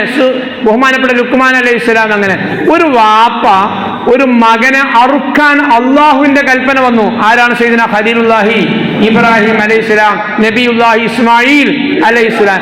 കരഞ്ഞ് ചോദിച്ചിട്ട് കുട്ടിനെ കിട്ടിയത്. കിട്ടിയ കുട്ടിനെ മുഴുവൻ നോക്കാൻ നേരം കിട്ടിയിട്ടില്ല. പിന്നെ കുട്ടിനെ അറുക്കാൻ വേണ്ടി അള്ളാഹു തആല പറയുമ്പോൾ ആ വിവരം മോനോട് പോയിട്ട് പറയാണ് വാപ്പ, മോനെ അറുക്കാൻ സ്വപ്നം കണ്ടിട്ടുണ്ട്. ആ മോൻ അന്ന് തിരിഞ്ഞിട്ടില്ല, വാപ്പാക്ക് ഒന്ന് തിരിഞ്ഞ. ഞാനിപ്പോ ഇബ്രാഹിം നബി ഇസ്മായിൽ നബിനെ അറുക്കാൻ കൊണ്ടുപോയി എന്ന് പറയുമ്പോൾ നിങ്ങളൊക്കെ മനസ്സിലാവും, അത് മോനെ നമുക്കറിയാം, ജിബ്രീൽ അലൈഹിസ്സലാം ആടിനെ കൊണ്ടുവന്നു, അത് അതിന് പകരം അറുത്തു എന്നല്ലേ. അത് ഇത് പറയുമ്പോ ഇബ്രാഹിം നബിക്ക് അറിയോ ആടിനെ കൊണ്ടുവന്ന്? ഇസ്മായിൽ നബിക്ക് അറിയോ ആടിനെ കൊണ്ടുവന്ന്? പറഞ്ഞേക്കാൻ ആദ്യ ബീവിക്ക് അറിയോ ആടിനെ കൊണ്ടുവന്ന്? ഒന്നും അറിയില്ല. അള്ളാന്റെ കൽപ്പന ഉണ്ട് എന്നാ പറഞ്ഞത്. എന്റെ വിളിച്ച വിളി എന്താ? യാ ബുനയ്യ ഇന്നി അറാ ഫിൽ മനാം, എന്റെ കുഞ്ഞുമോനെ ഞാൻ കാണുന്നുണ്ട്. സയ്യിദുനാ നൂഹ് അലൈഹിസ്സലാം കുറെ കാലം ഇസ്ലാം പ്രബോധനം നടത്തി. കുറഞ്ഞ ആളുകളെ വിശ്വസിച്ചുള്ളൂ. വിശ്വസിച്ചവരും മുഴുവനും കപ്പലിൽ കയറ്റി, അല്ലാത്തവരും മുഴുവനും നശിപ്പിക്കാൻ തീരുമാനിച്ചു. അങ്ങനെ കപ്പലിൽ കയറി നോക്കുമ്പോൾ സ്വന്തം മകൻ കൻആൻ ആ കരയിലാണ്, കപ്പലിൽ കയറിയിട്ടില്ല. അവൻ വിശ്വസിക്കാത്തതുകൊണ്ട് കയറ്റാൻ സാധ്യമല്ല. എന്നാൽ കയറാത്തതിൽ സങ്കടമുണ്ട്, മാനസികമായി വേദനയും വെറുപ്പും ഉണ്ടാകാം. എന്നിട്ട് പോലും നൂഹ് നബി അലൈഹിസ്സലാം ആ മകനെ വിളിച്ച വിളി യാ ബുനയ്യർകം മഅനാ, കുഞ്ഞുമോനെ ഞങ്ങളെ കൂടെ മുഅ്മിനായി നീ കപ്പലിൽ കയറണേ. ഏത് ഘട്ടത്തിലും കുട്ടികളെ അഭിസംബോധന ചെയ്യേണ്ടത് കുട്ടികളെന്ന് മാത്രമല്ല, നമ്മുടെ കീഴിലുള്ളവരെ നമ്മൾ അഭിസംബോധന ചെയ്യേണ്ടത് അവരെ മനസ്സിന് സന്തോഷമുണ്ടാക്കുന്നൊരു വാക്കാണ്. അവിടെയാണ് സ്നേഹത്തിന്റെ വില. നമ്മളതിനൊക്കെ അറിയാം. നമുക്ക് അറിയായിട്ടല്ലല്ലോ. നമ്മളെ പെരിയിൽ ഫോൺ ഇങ്ങനെ അടിച്ചിന് അരിയിൽ ഒരു ഭൂമി കച്ചവടക്കാരനാണ് നമ്മൾ. ഭൂമിന്റെ കച്ചവടക്കാരിങ്ങനെ വില വരുന്നൊക്കെ വരുമ്പോൾ ഫോൺ കട്ടായി. അപ്പോൾ നോക്കുമ്പോൾ പൈസ കഴിഞ്ഞു. അടുത്ത പീടി പോയി റീചാർജ് ചെയ്യണം. നമ്മൾ പുള്ളിക്കുന്നെടുത്താണ് അങ്ങനെ നിൽക്കുന്നത്. അപ്പോൾ നമ്മളെ മുറ്റത്ത് കളിച്ചിട്ട് കുഞ്ഞാപ്പൂനെ വിളിച്ചു. നമ്മളെ മകനാ കുഞ്ഞാപ്പ പാനുട്ടി ഇവിടെ നിന്നാണ്. അപ്പോൾ പാനുട്ടി കയറും. പാനുട്ടി വേഗം പോയി കണ്ട് സലാമിനോട് ഇപ്പാൻ്റെ മൊബൈലിലേക്ക് വേഗം റീചാർജ് ചെയ്യാൻ പറയാം. പെട്ടെന്ന് ചെയ്യട്ടോ, ഇങ്ങപ്പുറത്തെ പീടിയിൽ നിന്ന് 2 മുട്ടായി വാങ്ങിക്കോ, വരുമ്പോൾ അവിടെ തന്നെ തിന്നും ചെയ്തുകൊണ്ട്. എത്ര വലിയ ഓഫറാണ് കൊടുത്തത് നിങ്ങൾ. നമുക്ക് ആവശ്യമുണ്ട്. ഞാൻ സുബൈക്ക് ഞാൻ ആ വർത്താനം പറയില്ലല്ലോ. രാവിലെ മദ്രസയ്ക്ക് കൂടി അങ്ങനെ തന്നെ എങ്ങനെ വിളിച്ചാ നീച്ചടാ അവിടുന്ന് നീച്ചോ ആൾക്കാരാ നല്ലത്. നമുക്ക് ഇന്നലത്തെ അറിയില്ലേ? നീച്ചടാ, നീച്ച് മൂത്രച്ച് പല്ലേച്ച് ചായ കുടിച്ച് ഡ്രസ്സ് മാറ്റി പുസ്തകത്തിൽ പോടാ മദ്രസക്ക്. കിടക്കപ്പായി നീച്ചിന് മുമ്പ് 5-8 കാര്യം അവരാണ് ഏൽപ്പിച്ചു. എങ്ങനെ നടക്കുന്നു? നേരെ മറിച്ച് ഉമ്മാനുട്ടി നീച്ചുകണോ, ഉമ്മാനുട്ടി വന്നോ? മദ്രസക്ക് വരാൻ താല്പര്യമില്ലാത്തതിന്റെ പ്രധാന കാരണം അവരെ താല്പര്യരായി വിളിച്ചയക്കുന്നില്ല എന്നുള്ള. 2 കൂട്ടർ ശ്രദ്ധിക്കണം. ഉസ്താദ്മാർ എന്നും മദ്രസ വിടുമ്പോൾ നാളെ വരാൻ കുട്ടിക്ക് പൂതിണ്ടാണ് രീതിയിൽ അവസാനത്തെ പീരീഡ് ഉപയോഗിക്കാവൂ. കുട്ടി എപ്പോഴും വരണമെന്ന താല്പര്യത്തിലേക്ക് കുട്ടിയെ രാവിലെ വിളിച്ച് പറഞ്ഞേക്കാവൂ. അങ്ങനെ വിളിക്കണം. നിങ്ങൾ കുഞ്ഞുമോനെ ഉമ്മാൻ്റെ കുട്ടി നീച്ചോ എന്ന് വിളിച്ചു നോക്കി. നാളെ തന്നെ വിളിച്ചുമ്പോൾ ചിലപ്പോൾ കുട്ടികൾ അന്തം വിടും. പഠിച്ചോനെ ഇങ്ങനെ നല്ലല്ലോ ഇവിടെ വിളി, എന്തേ ഇപ്പം ഇങ്ങനെ വിളിച്ചു. അപ്പോൾ കുട്ടിയോട് പറഞ്ഞാൽ മതി ഉമ്മാൻ്റെ പഴയ സിം ഒഴിവാക്കി പുതിയ സിമ്മാണ്, അതിന് ഓഫർ കിട്ടിയതാണെന്ന് പറഞ്ഞാൽ മതി. ഓർക്കതൊക്കെ തിരിയും. നമ്മൾ അങ്ങനെ വിളിക്കണം. ഞാൻ പറഞ്ഞു, കുട്ടികൾ നന്നാകാത്തതിന് പരാതി പറയുന്നതിനപ്പുറത്തേക്ക് നന്നാകാനുള്ള മാർഗങ്ങൾ നമ്മുടെ കയ്യിൽ ലളിതമായി ഉണ്ടെങ്കിൽ അത് ഉപയോഗപ്പെടുത്തി നമ്മുടെ കൂടെ നിർത്തലാ വേണ്ടത്. അതിനുള്ള ചില വഴികളാണ് നമ്മൾ സൂചിപ്പിക്കുന്നത് മാത്രം. ആ രീതിയിലായിരിക്കണം അവരോട് പെരുമാറുന്നത്. എന്നാൽ അവർക്ക് ചെയ്യാൻ കഴിയാവുന്ന കാര്യങ്ങളൊക്കെ സ്വയം ഇഷ്ടപ്രകാരം ചെയ്യാൻ അവർ സന്നദ്ധരാകും, സാധ്യമാകും. ഓരോരുത്തർക്കും ഇതുപോലെ അനുഭവങ്ങൾ പറയാനുണ്ടാകും. കർക്കശമായി പറയരുത്. അവരോട് ഇനി വലിയ കുട്ടിയോട് തന്നെ ഉപദേശം ലളിതമായി പറയാൻ പാടുള്ളൂ. ആൾക്കൂട്ടത്തിൽ പറയാൻ പാടില്ല. വലിയ മകനാണെങ്കിൽ ഓനെ നിസ്കരിക്കാത്തവനാണെങ്കിൽ ഓൻ ചെയ്യാത്തവനാണെന്ന് ഒരിക്കലും കുറ്റം പറയാൻ പാടില്ല. അവനോട് നല്ല ഉപദേശിക്കുക. ഓനെ നിസ്കരിച്ചാണ്ട് പന്തളിച്ചാൻ പോയിക്കൊണ്ടി എന്ന് മാത്രം പറഞ്ഞാൽ അവൻ കളിച്ചാൻ പോകുമ്പോൾ നിസ്കരിച്ചിട്ടേ പോകുള്ളൂ. ഞങ്ങാനും നിസ്കരിച്ചാൻ പോകണം ഞാനൊക്കെ അങ്ങനെ പറഞ്ഞിട്ടുണ്ടെങ്കിൽ ഓൻ കഴിഞ്ഞ കാലം ദേശിക്കാണ്ട് വാപ്പ പരിയുണ്ടെങ്കിൽ നിസ്കരിച്ചാൽ അല്ലെങ്കിൽ ഒറ്റ പോകും. നമുക്ക് വാപ്പുണ്ടാകുമ്പോൾ നിസ്കരിച്ചല്ല വേണ്ടി റൂഹുണ്ടാകുമ്പോൾ നിസ്കരിച്ചിനെ പോലെ ഉണ്ടാക്കണം. അതിനുള്ള വഴികളാണ് നമ്മൾ സൂചിപ്പിക്കുന്നത്. ആ ഒരു രീതിയിലേക്ക് നമ്മൾ എത്തണം. അപ്പം ഞാൻ അടിസ്ഥാനപരമായി പറഞ്ഞത് നമ്മുടെ മനസ്സ് ഞാൻ നല്ല വാപ്പയും ഉമ്മയുമാണ് എന്ന അങ്ങനെ ആകാൻ ശ്രമിക്കുന്നുണ്ട്. പരാജയപ്പെടുന്നതിന് വഴികളുണ്ടെങ്കിൽ തിരുത്തണം. അതിന് വേണ്ട പ്രധാനപ്പെട്ട ഒന്ന് പ്രാർത്ഥനയാണ്. അത് ഏതൊക്കെ ഘട്ടത്തിലുണ്ടോ ആ ഘട്ടത്തിലൊക്കെ നമ്മൾ ദുആ ചെയ്യണം. അത് ഏറ്റവും ഫലം ചെയ്യും നമ്മളെ മക്കൾക്ക്. രണ്ടാമത് ചെയ്യേണ്ടത് അവരെ സ്നേഹിക്കുന്നുണ്ട് എന്ന് അവരെ ബോധ്യപ്പെടുത്തലാണ്. 3, അവരോടുള്ള അഭിസംബോധന രീതികൾ അവരെ മനസ്സിന് താല്പര്യമുള്ളവരാകണം. അടുത്ത് പറഞ്ഞ അവരെ പരിഗണിക്കേണ്ടിടത്തൊക്കെ പരിഗണിക്കണം. പരിഹസിക്കാൻ ഒരിക്കലും പാടില്ല, പരിഹാസം പാടില്ല. പരിഗണിക്കേണ്ട സ്ഥലത്തൊക്കെ അവരെ പരിഗണിക്കണം. അവരെ മനസ്സിന് സന്തോഷമുണ്ടാക്കി അവരെ കൂടെ നിർത്തുമ്പോഴാണ് അവർ നമ്മുടെ മുന്നിലൂടെ നടക്കാൻ താല്പര്യരാകുകയുള്ളൂ. ആ രീതിയിലേക്ക് നമ്മളെ കൊണ്ടുപോകണം. അതിൻ്റെ ഒരു വഴിയാണ് ഭക്ഷണം ഒന്നിച്ച് കഴിക്കുക എന്ന് പറഞ്ഞത്. പെരിയിൽ ഒന്നിച്ച് കഴിക്കാൻ പറ്റുന്നവരൊക്കെ ഭക്ഷണം ഒന്നിച്ചാ കഴിക്കണ്ടേ. നമ്മളൊരു ഒരു കല്യാണത്തിന് പോയി, അവിടെ ബഫേണ്. ബഫേ എന്ന് പറഞ്ഞാൽ ഭരിക്ക് നന്നേ പാത്രത്തിൽ വാഴ്മ്പിയിട്ട് ഓൻ ഇഷ്ടമുള്ളവർക്ക് പോയി തിന്നാം. നമ്മളെ പെരിയിലെ അവസ്ഥ അങ്ങനെ തന്നെയാണ്. കുട്ടിക്ക് ചോറാണെങ്കിൽ ഓനെ പ്ലേറ്റ് കൊടുക്കും, ഓനാ തുണ്ടുമ്പോൾ ഇരുന്ന് പടിഞ്ഞാട്ട് തിരിഞ്ഞിരിക്കും. വേറൊരാൾക്ക് ചോറാണ്ടി കൊടുക്കും, ഓൻ ഇങ്ങേപ്പുറത്തെ സ്റ്റൂളുമ്പോൾ ഇങ്ങോട്ട് തിരിഞ്ഞിരിക്കും. വാരപ്പുറത്ത് പോയിട്ട് വാര പോയിരിക്കും. നമ്മൾ പിന്നെ അങ്ങനെ പറ്റാത്ത ഒരാളായതുകൊണ്ട് ആ സ്റ്റൂളും കൊണ്ട് ആ ടേബിളിൻ്റെ അടുത്തേക്കും നമ്മളവിടെ വന്നിരിക്കും. കുട്ടികളെ നമ്മളെ പറ്റി അഞ്ചാളും ഒപ്പം ചോറ് കഴിക്കുക. എല്ലാവർക്കും ചോറൊരു സമയത്താണ് കഴിക്കണത്. പക്ഷെ 5 ആൾ 5 സ്ഥലത്താണ്, അത് 5 ഓരോരുത്താക്കുക. നമ്മളെ പെരീത്തെ ടേബിൾ സ്റ്റൂൾ എന്ന് പറഞ്ഞത് ആരെങ്കിലും വരുമ്പോൾ വെച്ചാൽ മാത്രമല്ല പെരക്കാർക്ക് കഴിക്കാനും. ഭക്ഷണം കഴിക്കുന്നതിൽ മനസ്സ് ഇണങ്ങാനും സ്നേഹം ഉണ്ടാക്കാനും കാര്യങ്ങൾ പറയാനും പ്രാർത്ഥനയ്ക്ക് ഉത്തരം ലഭിക്കാനും ഒക്കെ കാരണക്കാരാണ് ഭക്ഷണം കഴിക്കുന്ന സന്തോഷഘട്ടം എന്ന് മഹാന്മാർ പഠിപ്പിച്ചിട്ടുണ്ട്. അതുകൊണ്ട് അങ്ങനെ വേണം. പക്ഷെ എന്ത് വേണം? ചോറ് വയ്ക്കുമ്പോൾ നമ്മളൊരു മാതൃകയാണ്. നമ്മൾ വേഗം വെച്ച് കളി. നമുക്ക് തിരൂർക്ക് പോകാണ്ട് ഇപ്പോൾ ഒരു ബസ് വരാണ്ട്, ആ ബസ് പോയാൽ പിന്നെ 3/4 മണിക്കൂർ കഴിയും. നമ്മൾ വേഗം ചോറും വെച്ചിട്ട് വണ്ടി നമ്മൾ പോയി നീച്ചയിക്കണം. നമ്മളെ പെണ്ണുങ്ങൾ കുട്ടികളെ അമ്മ വരാണ്, എടാ പാത്രത്തിൽ ഒരൊറ്റ വറ്റ് ബാക്കിയുണ്ടെങ്കിൽ ഞാൻ കാണിച്ചു തരാം, മുഴുവൻ തുടച്ച് വെച്ചുകൊണ്ട് കയറും. അപ്പോൾ അവന് ഇരിക്കണോടന്ന് നീച്ചിട്ട് നമ്മളെ പ്ലേറ്റിക്ക് ഇങ്ങനെ പാടി വെക്കും. അപ്പോൾ അതിൽ പറ്റുകൊണ്ട് എല്ലാം ഉണ്ട്. എന്നിട്ട് ഉമ്മാൻ്റെ മുഖത്ത് കയറി നോട്ടാ. അതിൻ്റെ അർത്ഥം എന്താ? ഇത് തിരിഞ്ഞോ? എന്താ അർത്ഥം? ഉമ്മ ഇപ്പൊ ഈ പറഞ്ഞ തീരുമാനം അവിടെ ഇരുന്നാക്ക് ആ വാദകാണോന്നാ. നേരെ മറിച്ച് നമ്മൾ തുടച്ച് വൃത്തിയാക്കിയിട്ട് ഉമ്മ പ്ലേറ്റ് പൊന്തിച്ചിട്ട് കാട്ടി കൊടുക്കണം. ഇതേമാതിരി ആക്കിക്കോ. എന്നോട് ഞാൻ ഭക്ഷണം കഴിക്കാൻ പോയ ഒരു വീട്ടിലൊരാൾ പറഞ്ഞു, എൻ്റെ കുട്ടി പ്ലേറ്റ് മുഴുവൻ തുടച്ച് വൃത്തിയാക്കും. ഇവിടെ സദുർസ്ഥാൻ ഇവിടെ ചോറ്, ഞാൻ സദുർസ്ഥാൻ്റെ മാതിരി പ്ലേറ്റ് ആക്കും അവൻ പറയാം. ആ സദുർസ്ഥാൻ അറിഞ്ഞിട്ടില്ല, പക്ഷെ അയാൾ ചെയ്തൊരു മാതൃക, അതൊരു വാപ്പാക്കും ഉമ്മാക്കും ചെയ്യാൻ കഴിയും. അതാണ് വേണ്ടത്. ആ ഒരു രീതിയിലായിരിക്കണം പരിഗണന. എല്ലാവരെയും നമ്മൾ ചെയ്യണം. നമ്മളെ പെരിയിൽ കുട്ടികളെ പരിഹസിക്കുക, അവഗണിക്കുക എന്ന് പറഞ്ഞാൽ അറിയാതെ വന്നു പോവുക. നമ്മളെ പെരിയിൽ പരിപാടി ഉണ്ടാക്കി, ഒരു നോൻപർപ്പിച്ചതായിക്കോട്ടെ, അല്ലെങ്കിൽ വേറെ ഒരു പരിപാടി ഉണ്ടായി, ചായ കുടിക്കണം എല്ലാവരും കൂടി. ചായ കുടിക്കണ നേരത്ത് നമ്മളെ കുട്ടീൻ്റെ കയ്യുമ്മ നെയ്യുണ്ടായിട്ട് എണ്ണ ഉണ്ടായിട്ട് ഒരു ഗ്ലാസ് താഴത്തേക്കാണ് വീണു. ആണ് പൊട്ടിയപ്പോൾ എരുത്തിരിക്കണ വാപ്പങ്ങോട്ട് ചൂടായി. ഇതെന്താണ് എനിക്ക് കണ്ണാണ് എനിക്ക്, എൻ്റെ കയ്യിൽ എട്ടില്ലേ, എനിക്കൊക്കെ ഈ പൊട്ടിന ക്ലാസ് ചായ നിന്നെ പറഞ്ഞു, എനിക്കൊക്കെ ഇരുമ്പിൻ്റെ ക്ലാസ്സിലെ തരുന്നിരുന്നു. അത്ര ഇരുമ്പിൻ്റെ മാതിരി വർത്താനം തന്നെ.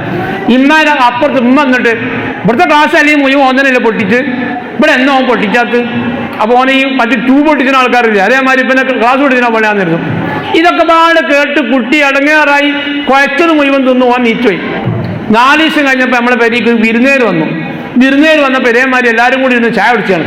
വിരുന്ന് വന്ന കുട്ടീൻ്റെ കയ്യിൽ നിന്നൊരു ക്ലാസ്സാണ് വീണ് പൊട്ടി. അപ്പം ഈ പെരക്കാരൻ പറഞ്ഞു, സാരല്ല ക്ലാസ് പൊട്ടിക്കോട്ടെ, എൻ്റെ കാൽമലാകാൻ ഞാൻ മതിയായിരുന്നു. അപ്പം ഇതിന് മറ്റേ ഉമ്മ പറഞ്ഞു, സാരല്ല നീ നീച്ചുമ്പോൾ നോക്കിയോ, കാൽമ തട്ടണ്ട, ഫാൻറ്റിക്ക് ചായ അയക്കണമെങ്കിൽ നീ നീച്ചിട്ട് ആ ഫാൻറ്റ് മാറ്റിട്ടോണ്ടിട്ടോ, അത് സാരല്ല, ഇവിടെ കാക്കാക്ക് 8 ഉറുപ്പിക കൊടുത്താൽ കിട്ടുന്ന ക്ലാസ്സാണ് അതൊക്കെ, ഇവിടെ ജ്വല്ലറിന്ന് ഇഷ്ടംപോലെ കിട്ടും. അപ്പം നമ്മളെ കുട്ടിക്ക് ആ വാപ്പാൻ്റെ ഉമ്മാൻ്റെ മുഖത്ത് കയറി നോട്ടം. എന്താ ഇതിനർത്ഥം? എൻ്റെ വാപ്പാക്കും ഉമ്മാക്കും 2 സിമ്മ, ഒന്ന് എനിക്ക് വിളിച്ചാന്, ഒന്ന് വിരുന്നേരം വിളിച്ചാന്. ഇതാണ് നമ്മളെ പരിപാടി. പിന്നെ കുട്ടികൾ നന്നാണില്ല, കുട്ടികൾ ശരിയാണില്ല, ദ്വാരക്കൊണ്ടിട്ട് മൂലേരെ കഴിഞ്ഞ മജിലിസിന് ആയിരുന്നു, ഈ മജിലിസൊന്നും ദ്വാരക്കണു, നമ്പർത്ത് കൊണ്ട് യാറം മൂടി ഒക്കെ വേണ്ടത് തന്നെയാണ്. അവസാനം നമ്മൾ ചെയ്യേണ്ടത് ആത്മീയമായ ഒരു ബന്ധം ആ കുട്ടിക്ക് ഉണ്ടാക്കി കൊടുക്കണം. ആൺകുട്ടികളായാലും പെൺകുട്ടികളായാലും അതിൻ്റെതായ വഴിയിൽ ആത്മീയ ബന്ധം ഉണ്ടാക്കണം. അങ്ങനെ ഉണ്ടായിരുന്നു പഴയ കാലത്തൊക്കെ. പൂർവികർ മുരുശേഖന്റെ മാസായ മാലും ബദറൊക്കെ പാടി പെയ്ത്തൊക്കെ ചൊല്ലിയിരുന്നു. നമ്മൾ മജ്‌ലിസുന്നൂർ ചെല്ലുന്ന അസ്മാഉൽ ബദറിന്റെ ആ നാമം, ഞാനൊക്കെ കുട്ടിയായ കാലത്ത് ബദർ പെയ്ത്ത് എന്നാ പറയാ. നമുക്ക് വയറുവേദന ഉണ്ടെങ്കിൽ ആ പടിമ അങ്ങനെ കടത്തും പായിൽ, ഇങ്ങോട്ട് മൂത്ത പെങ്ങന്മാരും വന്നിട്ട് ഇങ്ങനെ ചെല്ലും. അത് ഭയങ്കര രസമാണ്. അത് കേൾക്കാനായിട്ട് സോക്കറുടെ ആളേനും ഞാൻ. ഇത് പള്ളിയെടുത്താണ്ട് അറിയും. അത് പറഞ്ഞാൽ അപ്പം മനസ്സിലാവും. അപ്പോൾ പെങ്ങളുണ്ട് വലിയ ആൾ കിടക്കേ, ഞാൻ ആ ചെവിയിലെടുത്തുകൊണ്ടിരും, ഇങ്ങനെ ചൊല്ലും, നമ്മളതിങ്ങനെ കേട്ട് കിടക്കും. അതൊരു ആത്മീയ ചിന്തന്റെ രീതി എന്ന് പറഞ്ഞാൽ പൂർവികരങ്ങനെയാണ്. വെള്ളിയാഴ്ച അൽക്കഫ് ഓതും, എല്ലാ പെരിയിലും ഓതും. എന്തുകൊണ്ട്? പൂർവികരുടെ സ്വഭാവം അതാണ് എന്ന് താഴെയുള്ളവർ കണ്ടുപഠിക്കുകയാണ്. ഇന്ന് കണ്ടുപഠിക്കാൻ നേരവർക്ക് നമ്മൾ ഗെയിമിലാണ്, സലാം കുട്ടിയെ ഗെയിം കളിച്ചിട്ടാ പിന്നെ ദ്വാരക്കുള്ളൂ. അങ്ങനെയാണ് നമ്മുടെ രീതി. അപ്പൊ അവരങ്ങനെ മാറി. ആത്മീയമായ ബന്ധമുണ്ടാക്കണം. ആത്മീയ ബന്ധമുണ്ടാക്കാൻ ചെയ്യേണ്ടത് ഒന്ന്, നാട്ടിലെ ആത്മീയ സദസ്സുകൾ. നാളെ ഇവിടെ ആത്മീയ സദസ്സാണ്. ബഹുമാനപ്പെട്ട ആനമങ്ങാട് ഉസ്താദ് വന്ന് ബഹുമാനപ്പെട്ട ശൈഖ് റിഫായി റളിയല്ലാഹു അൻഹുവിന്റെ മദ്ഹ് പറഞ്ഞ് ദുആക്ക് ഉത്തരം പ്രതീക്ഷയോടെ കാത്തിരിക്കുമ്പോൾ മുഅ്മിനീങ്ങളായ ആളുകൾ നമ്മുടെ ആവശ്യം ഇലാഹായ റബ്ബിനോട് പറയാം. അതാണ് ആത്മീയ സദസ്സ്. മറ്റൊന്ന്, ആത്മീയ സദസ്സിന്റെ ആളുകളെ കൂടെ കൂട്ടാനാക്കണം. അതിന് വേണ്ട ഒരു പണി എന്താ? നമ്മളെ കുട്ടികളെ മുഴുവനും സമസ്തയുമായി ബന്ധപ്പെടുത്തണം. പ്രത്യേകിച്ച് SKSF-മായി ബന്ധപ്പെടുത്തണം. SKSF-ന്റെ അടിക്കൊന്നും പോകണ്ട. ഇതിപ്പോ ഈ പോണമാതിരി ഇങ്ങനെ പോയി. ഈ പോണമാതിരി പോലെ എങ്ങനെ? എന്താണ് സമസ്ത? എന്താണ് SKSFന്റെ പ്രവർത്തനം? നമ്മളൊക്കെ സമസ്തക്കാരാ, ഇവിടെ പറയേണ്ട ആവശ്യമില്ല. നമ്മൾ സമസ്തക്കാരായതിന്റെ അടിസ്ഥാന ലാഭമെന്ന് പറയുന്നത് സ്വാലിഹീങ്ങളോടുള്ള മഅയ്യത്ത്, ആ സുഹബത്ത് ലഭ്യമാക്കലാണ്. അള്ളാഹു തൗഫീഖ് ചെയ്യട്ടെ, അള്ളാഹു തൗഫീഖ് ചെയ്യട്ടെ. അതുകൊണ്ട് അള്ളാഹു രണ്ട് ലോകത്തും രക്ഷപ്പെടുത്തട്ടെ. പരക്കലും തങ്ങളെ നമ്മളാരും കണ്ടിട്ടില്ല. ഇപ്പം ആണ്ട് റിഫായി തങ്ങളെ പരിപാടിയാണ്, നാളെ ഷേഖ് ജീലാനി റളിയല്ലാഹുവിന്റെ പരിപാടിയാണ്, ബദരീങ്ങളുടെ പരിപാടിയാണ് നമ്മൾ ചെയ്യുന്നത്. അവരൊക്കെ മരിച്ചിട്ട് കാലങ്ങളായി. പക്ഷെ ഇന്നും മുസ്ലിങ്ങളുടെ മനസ്സിൽ നിൽക്കുന്നത് എന്തുകൊണ്ടാണ്? തലമുറകൾ അവരെ പറഞ്ഞ് കൈമാറിയത് കൊണ്ടാണ്. അതുകൊണ്ട് സമസ്ത ആകുന്നതിന്റെ താല്പര്യം, സമസ്ത ആണ് എന്ന് പറയുന്നതിന്റെ ഇഷ്ടം, സ്വാലിഹീങ്ങളുമായുള്ള ബന്ധം രണ്ട് ലോകത്തും നമുക്ക് നേടുക എന്ന ബഹുമാനപ്പെട്ട അത്തിപ്പറ്റ ഉസ്താദ് നവ്വറല്ലാഹു മർക്കദ മഹാന്റെ ബറക്കത്ത് കൊണ്ട് ഈ രാജ്യത്ത് അള്ളാഹുവിന്റെ ഖൈർ നൽകട്ടെ, എല്ലാ ഷർറിനും കാവൽ നൽകട്ടെ. മഹാനെ സ്നേഹിച്ചവർക്ക് അള്ളാഹു കൊടുക്കുന്ന പുണ്യം നമുക്കൊന്ന് അള്ളാഹു നൽകട്ടെ. ബഹുമാനപ്പെട്ടവർ പറയാറുണ്ട്, ദുന്യാവെന്ന് പറ്റുന്നവരൊക്കെ പരിചയപ്പെട്ടുകൊണ്ട് അത് ആഖിറത്തിൽ ഉപകാരപ്പെടും.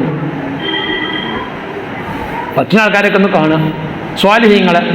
പഴയ കാലത്തും അമ്പുറത്ത് പോകും, പാണക്കാട്ട് പോകും, തങ്ങന്മാർ വരും, ഇവിടെ വരും, പള്ളിക്കൽ ഉസ്താനെത്തി കൊണ്ടുപോകും. നമ്മളെ കുട്ടിയായി നമ്മളെ വാപ്പ അങ്ങനെ കൊണ്ടുപോയിരുന്നു. എന്തുകൊണ്ട്? സ്വാലിഹീങ്ങളെ ബന്ധ, സമസ്ത കൊണ്ട് താല്പര്യപ്പെടുന്ന ആ ഒരു ബന്ധ.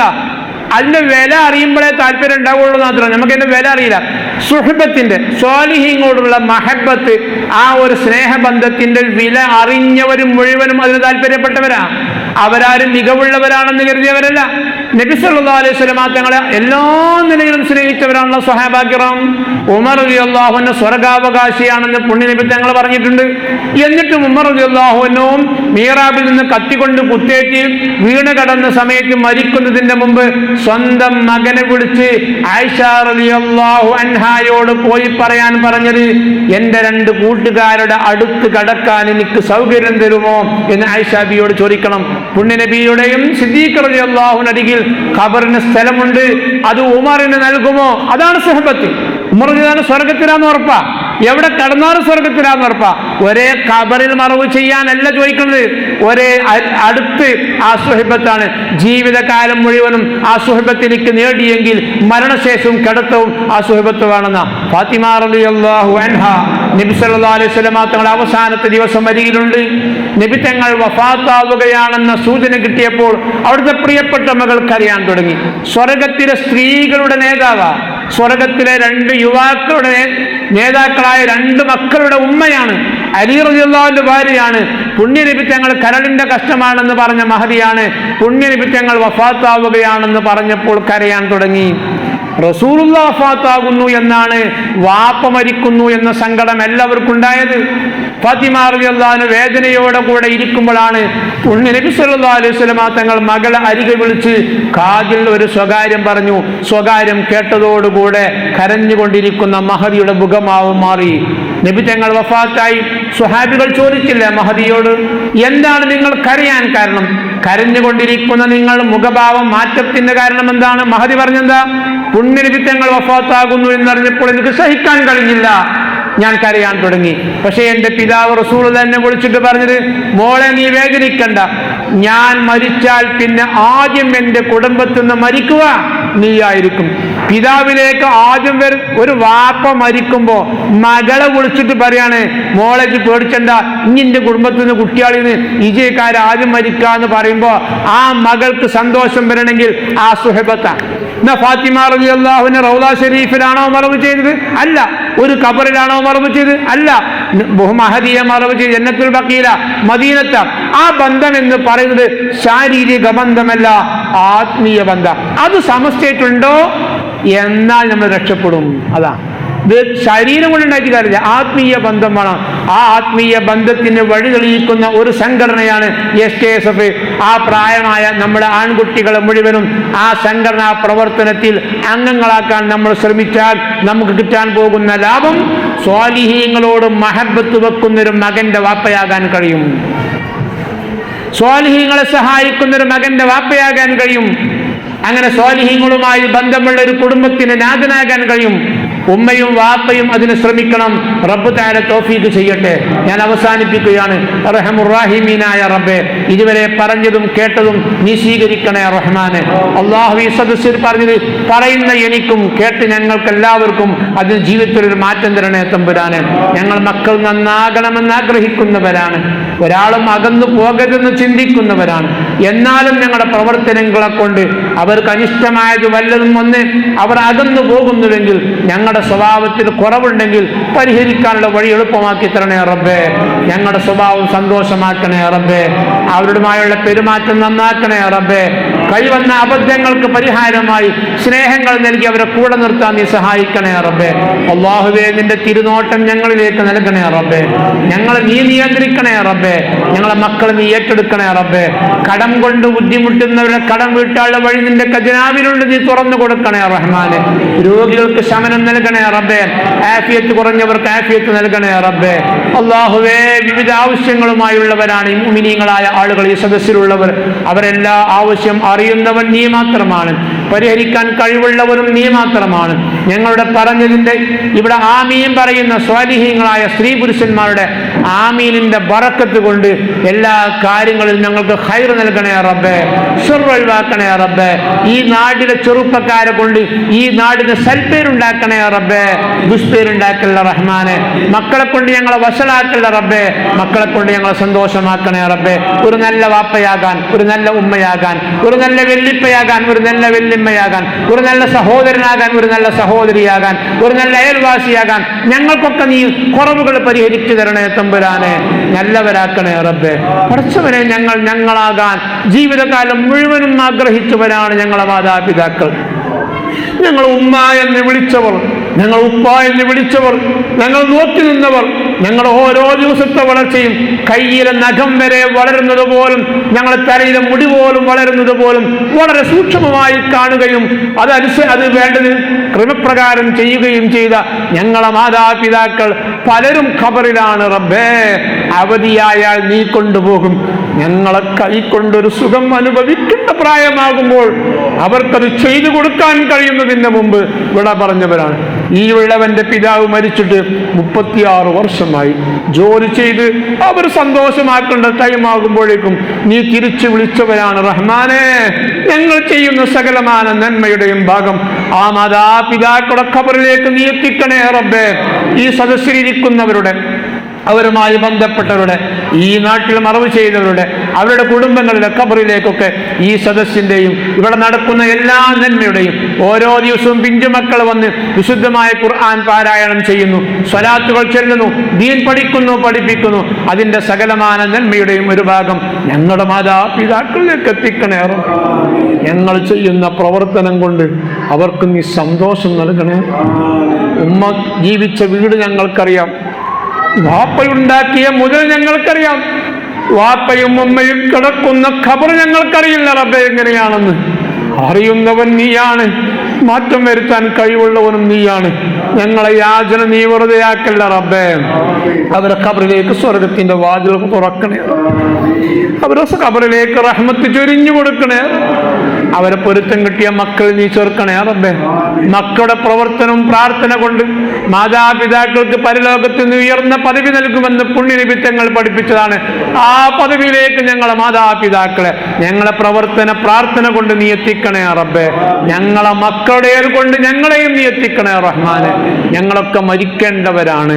മരിക്കുന്ന ദിവസം ഞങ്ങൾക്ക് ഏറ്റവും സന്തോഷമുള്ള ദിവസവും സമയവും സ്ഥലവുമാക്കണേ റബ്ബേ. മരിക്കുന്ന സമയത്ത് ലാ ഇലാഹ ഇല്ലല്ലാഹ് എന്ന് ചൊല്ലി പിശാചിന്റെ ശർറുകളിൽ നിന്ന് മഹാന്മാരെ സാന്നിധ്യം കൊണ്ട് രക്ഷപ്പെടുത്തി നീ നിനക്കിഷ്ടമുള്ള സ്ഥലത്ത് വെച്ച് മരിപ്പിക്കണേ റബ്ബേ. സ്വർഗാവകാശിയായി മരിപ്പിക്കണേ റബ്ബേ. ഹക്കുകളൊക്കെ വീഴ്ത്തിയവരായി മരിപ്പിക്കണേ റബ്ബേ. മരിച്ചാലും മറക്കാത്ത മക്കളെ തരണേ റബ്ബേ. മരിച്ചാൽ ഓർമ്മയുള്ള കുടുംബത്തെ തരണേ റബ്ബേ. മരിച്ചാൽ വെറുതെയാക്കാത്ത കൂട്ടുകാരെ തരണേ റബ്ബേ. അല്ലാഹുവേ റഹ്മുർ-റഹീമീനായ നാഥ, ഞങ്ങളുടെ ജീവിതകാലത്ത് ചെയ്യുന്ന പ്രവർത്തനം കൊണ്ട് ആഖിറം ഞങ്ങൾക്ക് ലാഭകരമാക്കണേ അല്ലാഹ്. ഈ പ്രവൃത്തി ഇവിടെ സംഘടിപ്പിച്ച സംഘാടകരെ സഹായിക്കുന്നവർ, അതിനുവേണ്ടി പ്രവർത്തിച്ചവർ ഏറ്റവും വലിയ സഹായമാണ് അവർ സദസ്സിൽ വന്നിരുന്ന് പങ്കാളിത്തം അറിയിച്ചത്.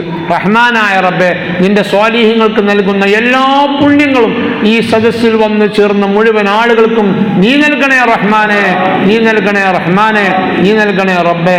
നാളെ മഹ്ശറിൽ ഒരുമിച്ച് കൂട്ടുന്ന സമയത്ത് അല്ലാഹുവേ സ്വാലിഹീങ്ങളെ കൂട്ടത്തിൽ ഞങ്ങളെയും ഉൾപ്പെടുത്തണേ റബ്ബേ. ഞങ്ങളെയും ഞങ്ങളുമായി ബന്ധപ്പെട്ടവരെയും ഞങ്ങൾ ദുആ ചെയ്യാൻ അവകാശപ്പെട്ടവരെയും ഇതുപോലെ ഏതൊക്കെ നാട്ടിലാണ് ഈ ഉള്ളവൻ എത്തിയതെങ്കിൽ ആ നാട്ടിൽ ദുആ ചെയ്യാൻ അവകാശപ്പെട്ടവരെയും ഭക്ഷണം തന്നവരുണ്ട്, യാത്രാ സൗകര്യം തന്നവരുണ്ട്, സഹായം നൽകിയവരുണ്ട്, സ്നേഹം നൽകിയവരുണ്ട്. അവർ ഞാൻ മറന്നാലും നീ മറന്നിട്ടില്ല റബ്ബേ. അവരൊക്കെ ഈ ദുആയിൽ ഉൾപ്പെടുത്തണേ റബ്ബേ. ഞങ്ങൾ നാളെ മഹ്ശറിൽ ഒരുമിച്ച് കൂടുന്ന സമയത്ത് അർശിന്റെ നിഴലിലാക്കണേ റബ്ബേ. അല്ലാഹുവേ പുണ്യനിമിത്തങ്ങൾ സമൂഹത്തിന് രക്ഷപ്പെടുത്താൻ വേണ്ടി ശഫാഅത്ത് ചെയ്യുമ്പോൾ അതിൽ ഞങ്ങളെയും നീ ചേർക്കണേ റബ്ബേ. അവിടുത്തെ ഹൗദുൽ കൗസർ വാങ്ങിക്കുടിക്കാനുള്ള തൗഫീക്ക് നൽകണേ റബ്ബേ. നരകത്തിന്റെ മീതെയുള്ള സിറാത്ത് പാലം മുട്ടുകൊടുക്കാൻ പുണ്യനിമിത്തങ്ങൾ ദുആ ചെയ്ത് യാത്രയാക്കുമ്പോൾ ആ ഭാഗ്യവാന്മാരിൽ ഞങ്ങളെയും അവരെയും നീ ചേർക്കണേ റഹ്മാനെ. അല്ലാഹുവേ ഞങ്ങൾ ദീനിന് വേണ്ടി ഇനിയും കുറേ കാലങ്ങൾ ഖിദ്മത്ത് ചെയ്യാൻ ഞങ്ങൾക്ക് നീ തൗഫീക്ക് നൽകണേ റബ്ബേ. പ്രവൃത്തിയിൽ ഇഖ്ലാസ് നൽകണേ റബ്ബേ. ഈ സ്ഥാപനത്തിൽ പഠിക്കുകയും പഠിപ്പിക്കുകയും ചെയ്യുന്ന കുട്ടികൾക്കും ഗുരുനാഥന്മാർക്കും നാഫിയ ഇൽമു നീ വർദ്ധിപ്പിക്കണേ റഹ്മാനെ. ആമീൻ ബിറഹ്മതിക യാ അർഹമർ റഹീമീൻ യാ അർഹമർ റഹീമീൻ യാ അർഹമർ റഹീമീൻ. വമാ തൗഫീഖി ഇല്ലാ ബില്ലാഹ് അലൈഹി തവക്കൽതു വഇലൈഹി ഉനീബ്. സുബ്ഹാനകല്ലാഹു വബിഹംദിക അശ്ഹദു അൻ ലാ ഇലാഹ ഇല്ലാ അൻത അസ്തഗ്ഫിറുക വഅതൂബു ഇലൈക്. ദുആ ചെയ്യണമെന്ന വസിയത്തോടെ ഞാൻ അവസാനിപ്പിക്കുന്നു. അസ്സലാമു അലൈക്കും വറഹ്മത്തുള്ളാഹി വബറകാതുഹു.